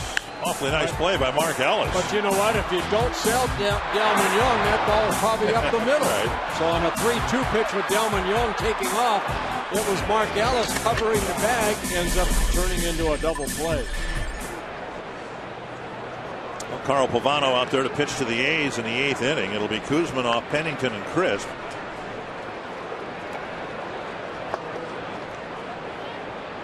Kuzminoff 0 for 2, bouncer to short, fly ball to right. Pavano misses the outside corner, ball one.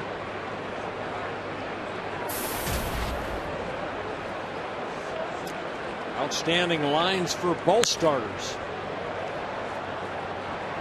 And Pavano, having just thrown his 93rd pitch, has a 1-1 count to Kuzminoff.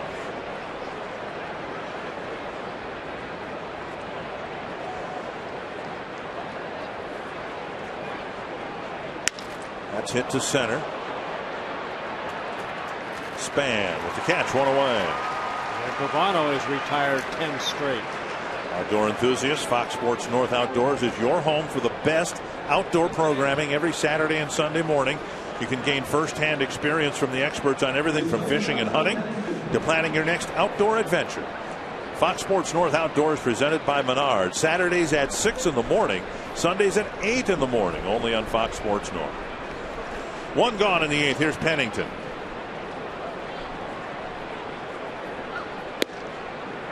And a strike.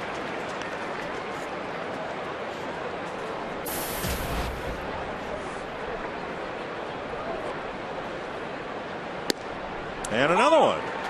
Same spot.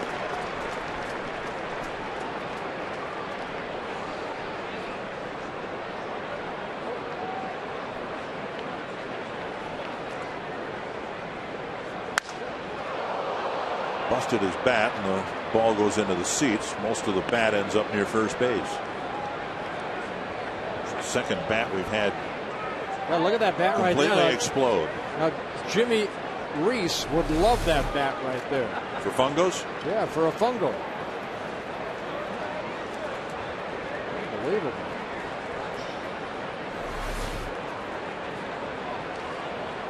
The late Jimmy Reese. Glenn Perkins starting to loosen up. Pavano at 97 pitches. 2 strikes. And now a bouncer to Hughes. 2 down. Coco Crisp to the plate. If you're out and about this weekend, stop by one of the Twins pro shops in Apple Valley, Roseville, or Minnetonka. Or if you're downtown, the Majestic Athletic Clubhouse. Get the latest gear as opening day is upon us. You want to be dressed accordingly. Shirts, sweatshirts, jackets, caps. Great selections at 4 convenient locations. 2 gone, and here's Crisp. Fly ball to left and a couple of ground balls to Luke Hughes, making his first start of the year at second base in the absence of Tsuyoshi Nishioka. Again, we're of the belief that the Twins got good news today regarding Nishioka. He was due for some further examination. They decided not to put a cast on the leg at all. His leg won't need surgery. Here, I'm going to throw a term at you. I know absolutely nothing about what I'm talking about, but it sounds to me like it's a non-displaced fracture. Means the bones didn't move around too much. Dr. Bramer, I'm not really sure. I just hope he heals quick. 1-1.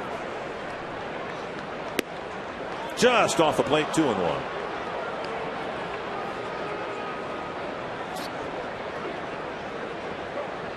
He's pitching a whale of a game. It's just his mound opponent, Brett Anderson, just pitching a little bit better.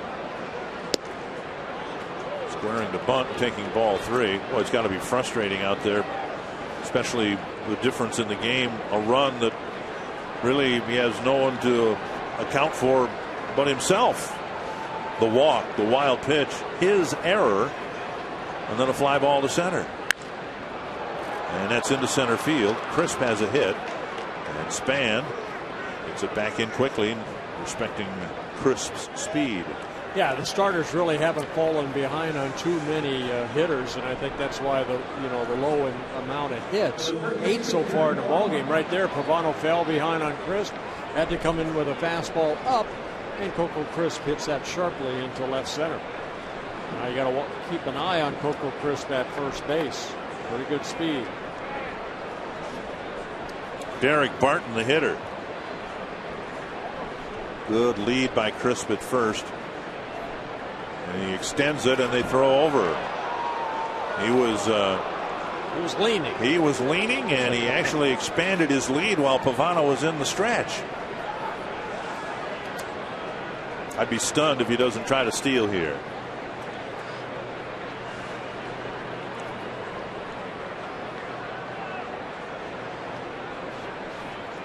Not on the first pitch, and there's strike 1.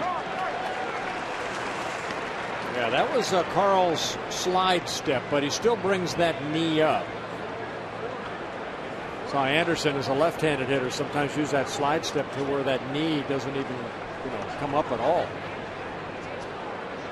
That's why I think runners are successful against Pavano.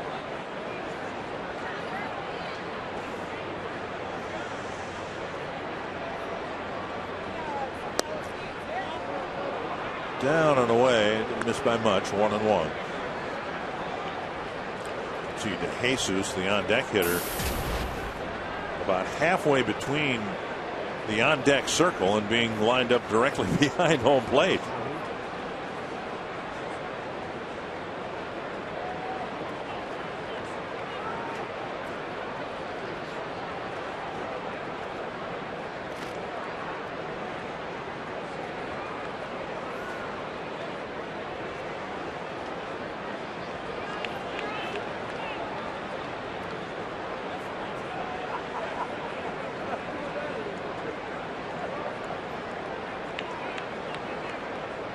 One and one to the Oakland first baseman.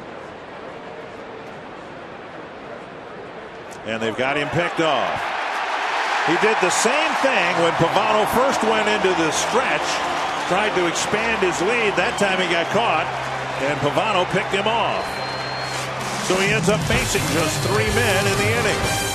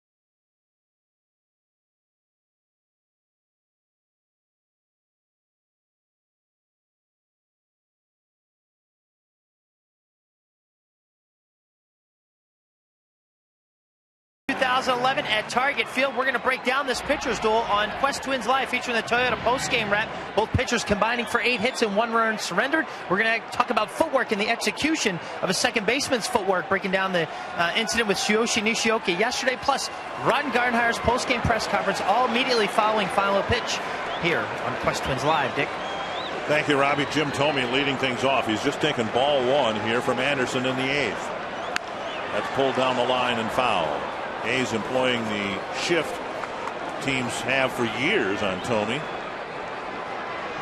with 3 infielders on the first base side of second base.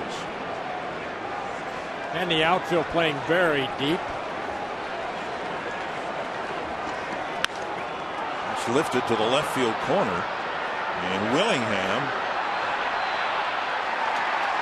did not make the catch. The wind blowing from the right field foul pole to the left field foul pole may have kept the at-bat alive for Jim Thome. And the ball just kept drifting away right into that first row of the stands there. So now 1-2 to Thome. Just enough to keep it, push it into the seating area. 88 pitches for Brett Anderson. And a 1-2 pitch to Thome. 2-2. It'll be Thome, Valencia, and then Hughes.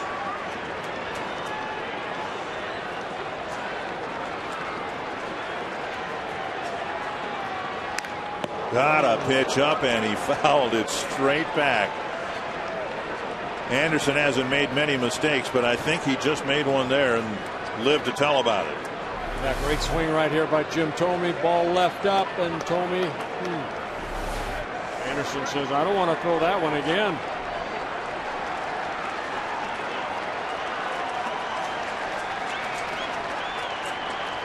Three and two. Twins have not had a leadoff batter. Anderson hasn't issued a walk. Thome's extended this plate appearance and hopes to at least reach base.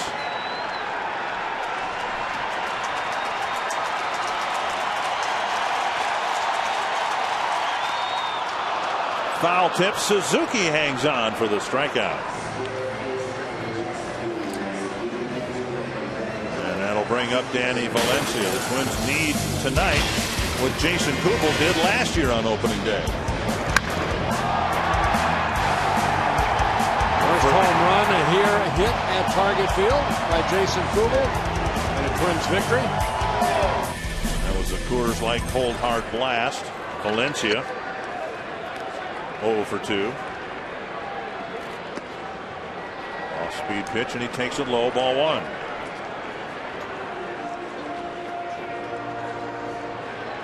Hughes in the on deck circle. Kubel ready to pinch hit should we get to the number 9 spot in the batting order. There's a strike taken, 1-1.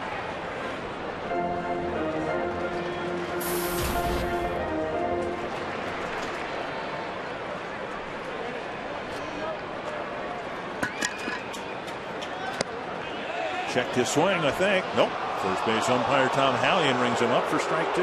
Yeah, the previous pitch at 82 was a changeup, and that one right there, almost the same speed, but is a little slider. Valencia unable to hold up.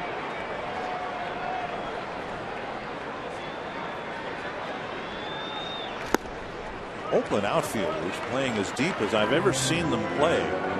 Any outfielders play. The left fielder Willingham was almost back on the warning track. No extra base hits. They should hit it in the gap. Nice play by Kuzminov. Didn't get much on the throw, and Valencia will get ahead. That ball bounced right over the bag, and Kuzminov looked like he might have had a weird hop to field. He did that, but then couldn't get much mustard on the throw. Yeah, that ball almost knocking him back right there. He tries to stay with it. Doesn't know if it's going to hit the bag or not. Right down that third baseline. The ball. See Kuzminov right there. Pushed him back. But it's an infield base hit for Danny Valencia. Now Luke Hughes.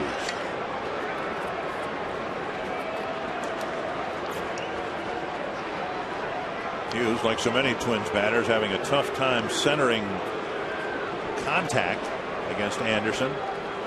Hasn't gotten the ball out of the infield. A bouncer to short and a pop up to second.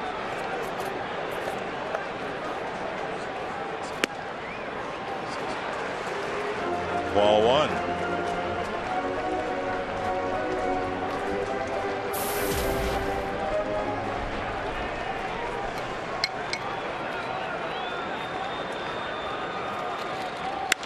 That's hit well to left field. And hardly having to move is Willingham because he was playing so deep. There's your no doubles defense right there. It's the hardest hit ball against Anderson today, and it's the second out of the inning. Yeah, Luke Hughes gave it a ride right there, but with the outfielders playing very deep, Willingham only had to just go to his left to catch that fly ball.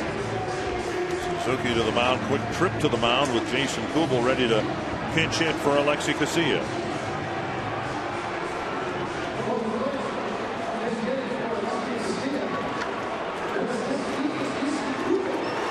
So Kubel pinch hitting for Casilla. Bob Guerin's going to run to the mound.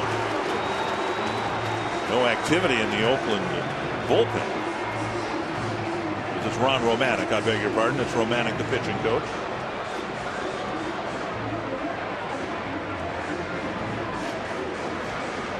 Romanek, I'm sure, just giving a little scouting report. Ryan Fuentes now in the Oakland A bullpen. Was looking for their first pinch hit. Kubal's 0 for 1. Morneau's 0 for 1, and Young is 0 for 1. Clemente starting to loose up. They have 4 left-handers out there in that bullpen, 3 right-handers.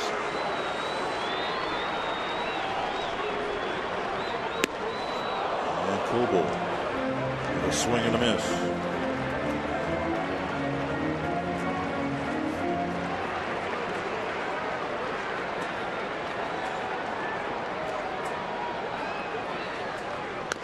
Pulled foul, 2 strikes. Kubal 1 for 5 with a couple of strikeouts in his matchups against Anderson. I don't know that the Twins have ever seen Anderson as sharp as he's been here today.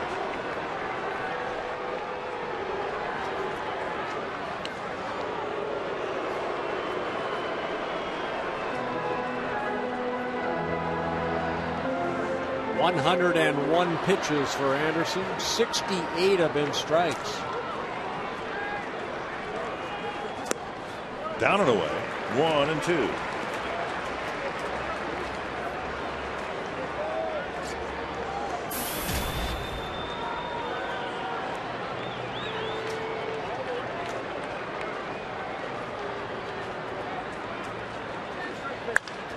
Pulled through the hole to right. A pinch hit will send Valencia to third.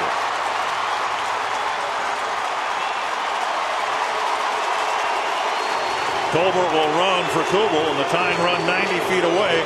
The first time today that the Twins have gotten a runner to third. A good piece of hitting right there by Kubal. Looked like the ball was down the middle end, and he just pulled it. Past Barton at first base. Not too much of the plate right there. Kubal pulling that ball toward first base into right field. Barton hold on, the runner, he can't reach it. And Valencia hustles over to third, so the Twins have their first base runner at third base.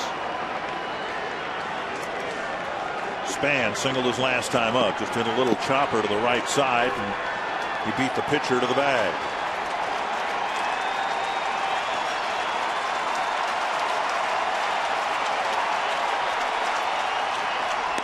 Breaking ball and strike 1. He's thrown so many first pitch breaking balls for strikes.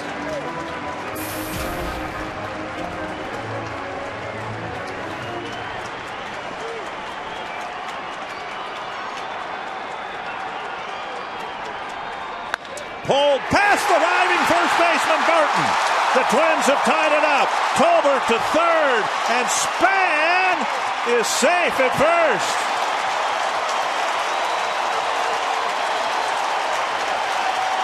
A hot smash under Barton's glove to tie the game.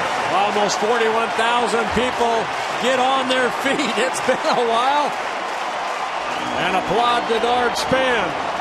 Third hit of the ballgame for the Twins. Span gets his second hit and driving in his 4th run of the year. Hit this ball sharply. Barton playing off the line, dove for the ball, got by him. Valencia scores, and Tolbert hustling over to third.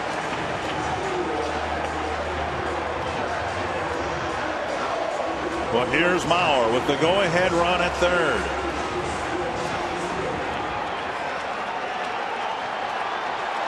Pick your poison. If the Twins take the lead, one of those 2 guys is going to get a save opportunity.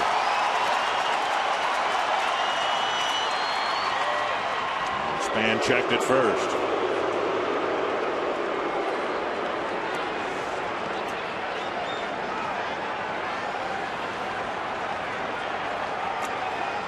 Mauer, 3 ground balls, one of them turned into a double play, and all 3 ground balls have been pulled to the right side.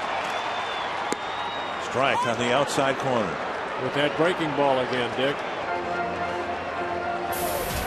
He must have had that feeling out there on the mound. It just feels like he can put the ball where he wants to with all his assortment of pitches. He left some pitches up this inning, and right now the Twins have tied the game at 1 apiece. 1 strike to Mauer. Down the left field line, and the Twins take the lead.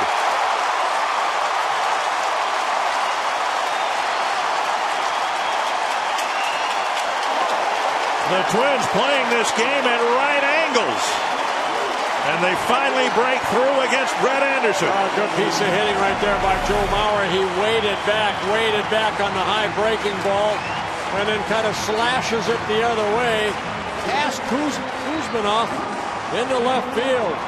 Tolbert scores the second run of the inning, and the Twins take a 2-1 lead. So Mauer picking up his third RBI of the year on his first hit of the ball game. Here's Morneau. 2 on, 2 out, 2 in.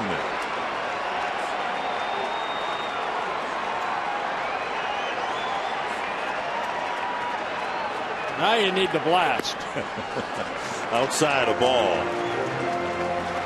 Well, Morneau's been contact challenged today against Brett Anderson. The whole Twins lineup has, but Morneau's just made contact every time, but just barely. And the Twins save opportunity. He'll go to Nathan, of course. That's to left. Willingham makes a diving catch in left field. What a play by the Oakland left fielder. Joe Nathan will make his first Target Field appearance when we come back. Stay tuned for the Gander Mountain weekend weather update for Twins territory.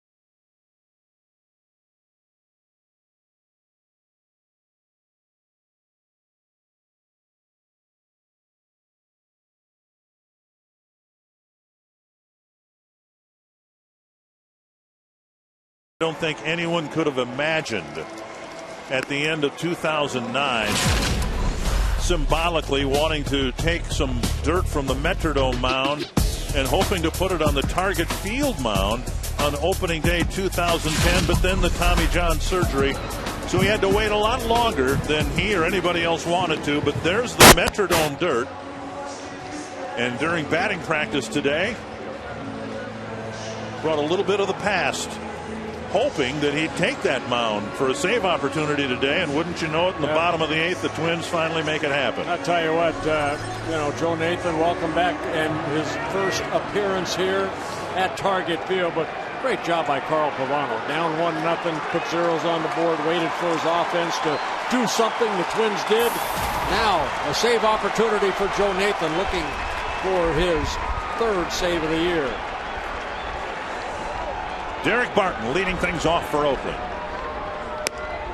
Just off the plate, ball 1. Nathan admitted to having butterflies in Toronto when he saved the series finale there, and wobbled a little bit before making that successful save opportunity. 1-1. Had a relatively easy time of it, if there is such a thing, getting a 3-batter save against the Yankees on Tuesday night.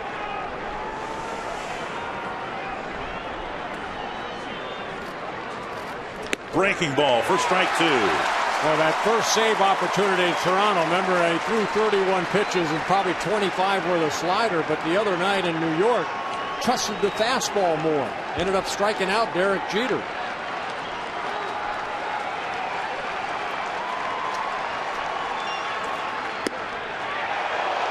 Fastball drifts wide, 2-2.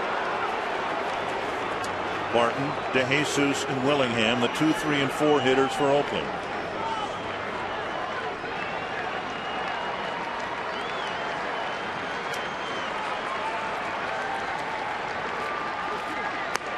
Breaking ball left up and away, and it's a full count. Yeah, just trying to rush that pitch right there. Barton scored the lone Oakland run after his one-out walk in the first. Make him swing the bat. Joe Nathan.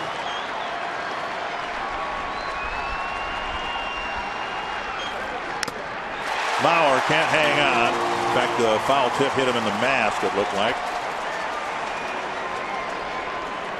But again, it was the fastball. Challenge him right there, right off the mask of Joe.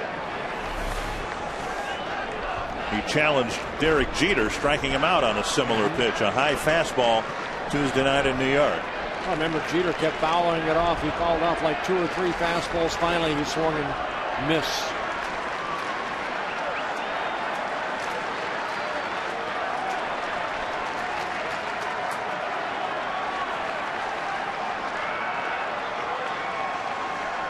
Another 3-2 to the leadoff man in the ninth. And another fastball fouled off.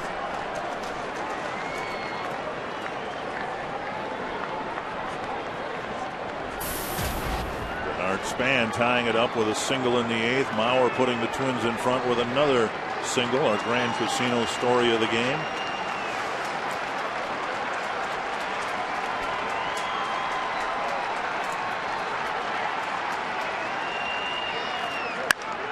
Deep and foul down the left field line.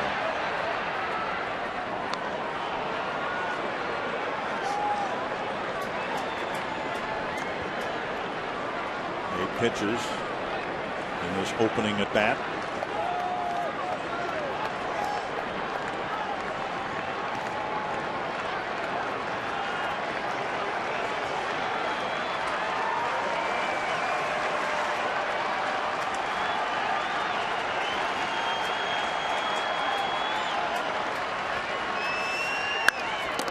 Hughes, or make that, yes it is Hughes making the play, got in front of it. It's Tolbert at short and Hughes at second, 1 away.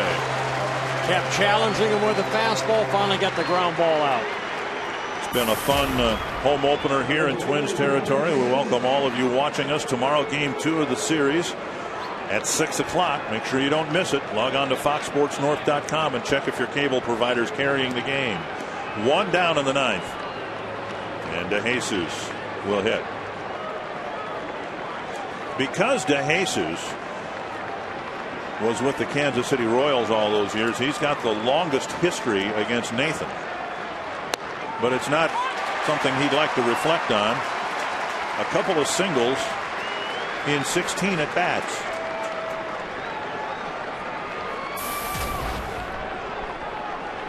And Nathan gets ahead of him 0-1. 1-1.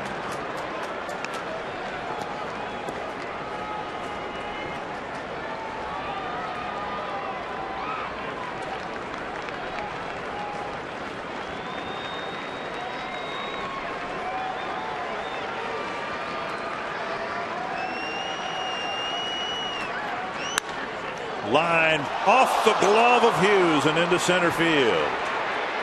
Hughes scampers back and Nathan covers second base as well. A diving attempt by Hughes just off the tip of his glove, and DeJesus will reach. Yeah, good effort by Hughes right there. Breaking ball looked like that DeJesus went down and hit it sharply toward the middle. And Hughes off the tip of his glove, like you mentioned.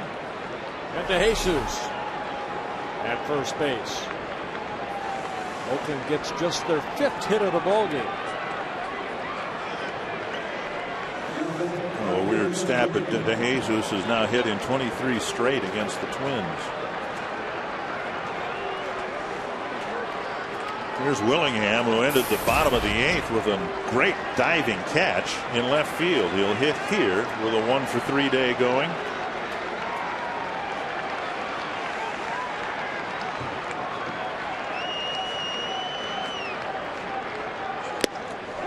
Big swing and a foul. He's hitting cleanup for a reason. Over the last 6 years or whatever, as a big leaguer, he's averaged right around 20 home runs a year. 103 home runs at the major league level. It should be 105.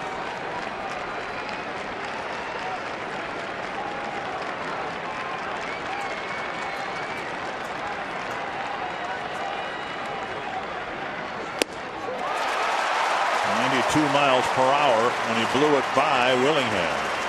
Got two good fastballs right there by Nathan.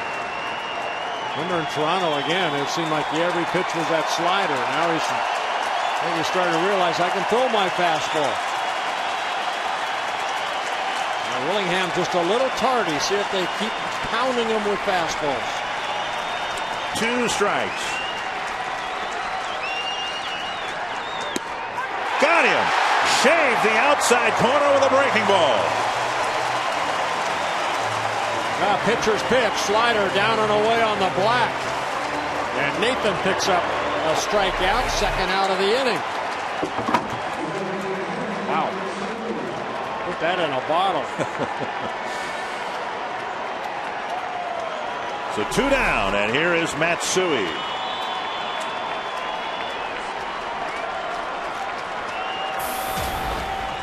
A fly ball to center and a couple of ground balls off the bat of Matsui today.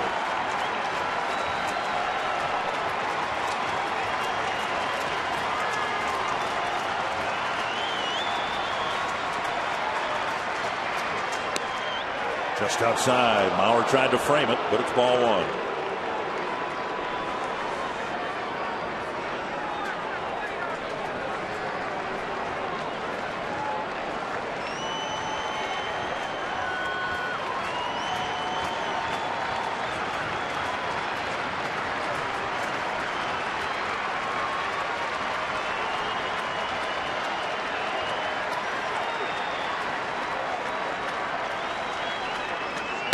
There's the outside corner. Nathan looking for his 250th major league save. Nathan wants to get something straight with Luke Hughes.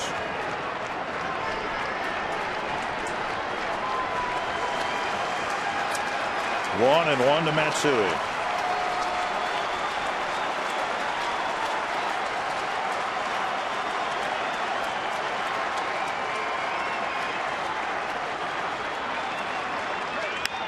Popped up and out of play. Nathan left one up and in to a dangerous left-handed batter, and he fouled it back.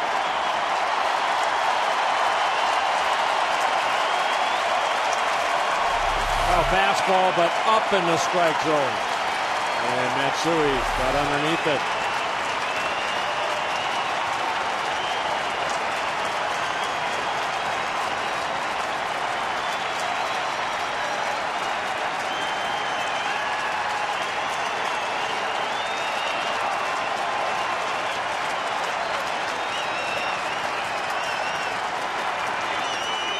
Whoa.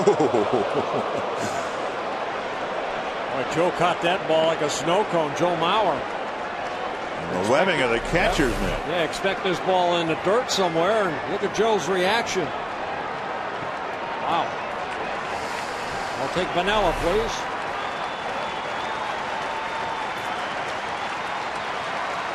Two and two to Hideki Matsui.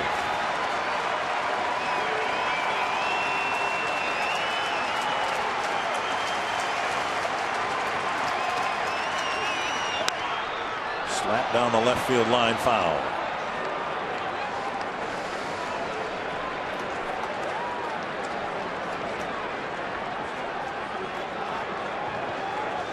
It's 20 pitches so far for Nathan.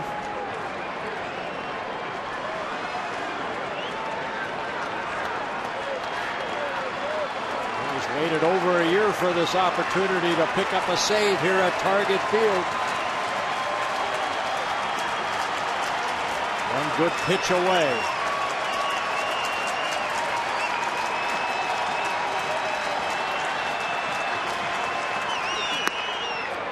Three and two, and now the runner at first, DeJesus, will be able to leave early. We'll see if Justin holds on to Jesus. He's going to play behind him, but not far. Twins found out in New York once the count goes to 3-2, it's a big advantage for the hitting team. Delman Young chipped that little double down the line, and all 3 runners scored. Morneau playing behind to Jesus. 3-2 to Matsui. Lifted behind third. Tolbert will call for it. Couldn't have scripted it any better. A dormant offense until the 8th. A couple of runs, and what a tremendous moment for Joe Nathan. And the 40,000 plus who are here at Target Field. They saw the Twins win, Anthony, and some late inning dramatics, just like we had so many times last year. Minnesota won 53 here last year. They get their first win today. We'll show you how they did it. We'll look at Joe Nathan's Target Field debut. We'll hit the field for our instructional and talk a little second base defense, turning the double play next on Quest Twins Live.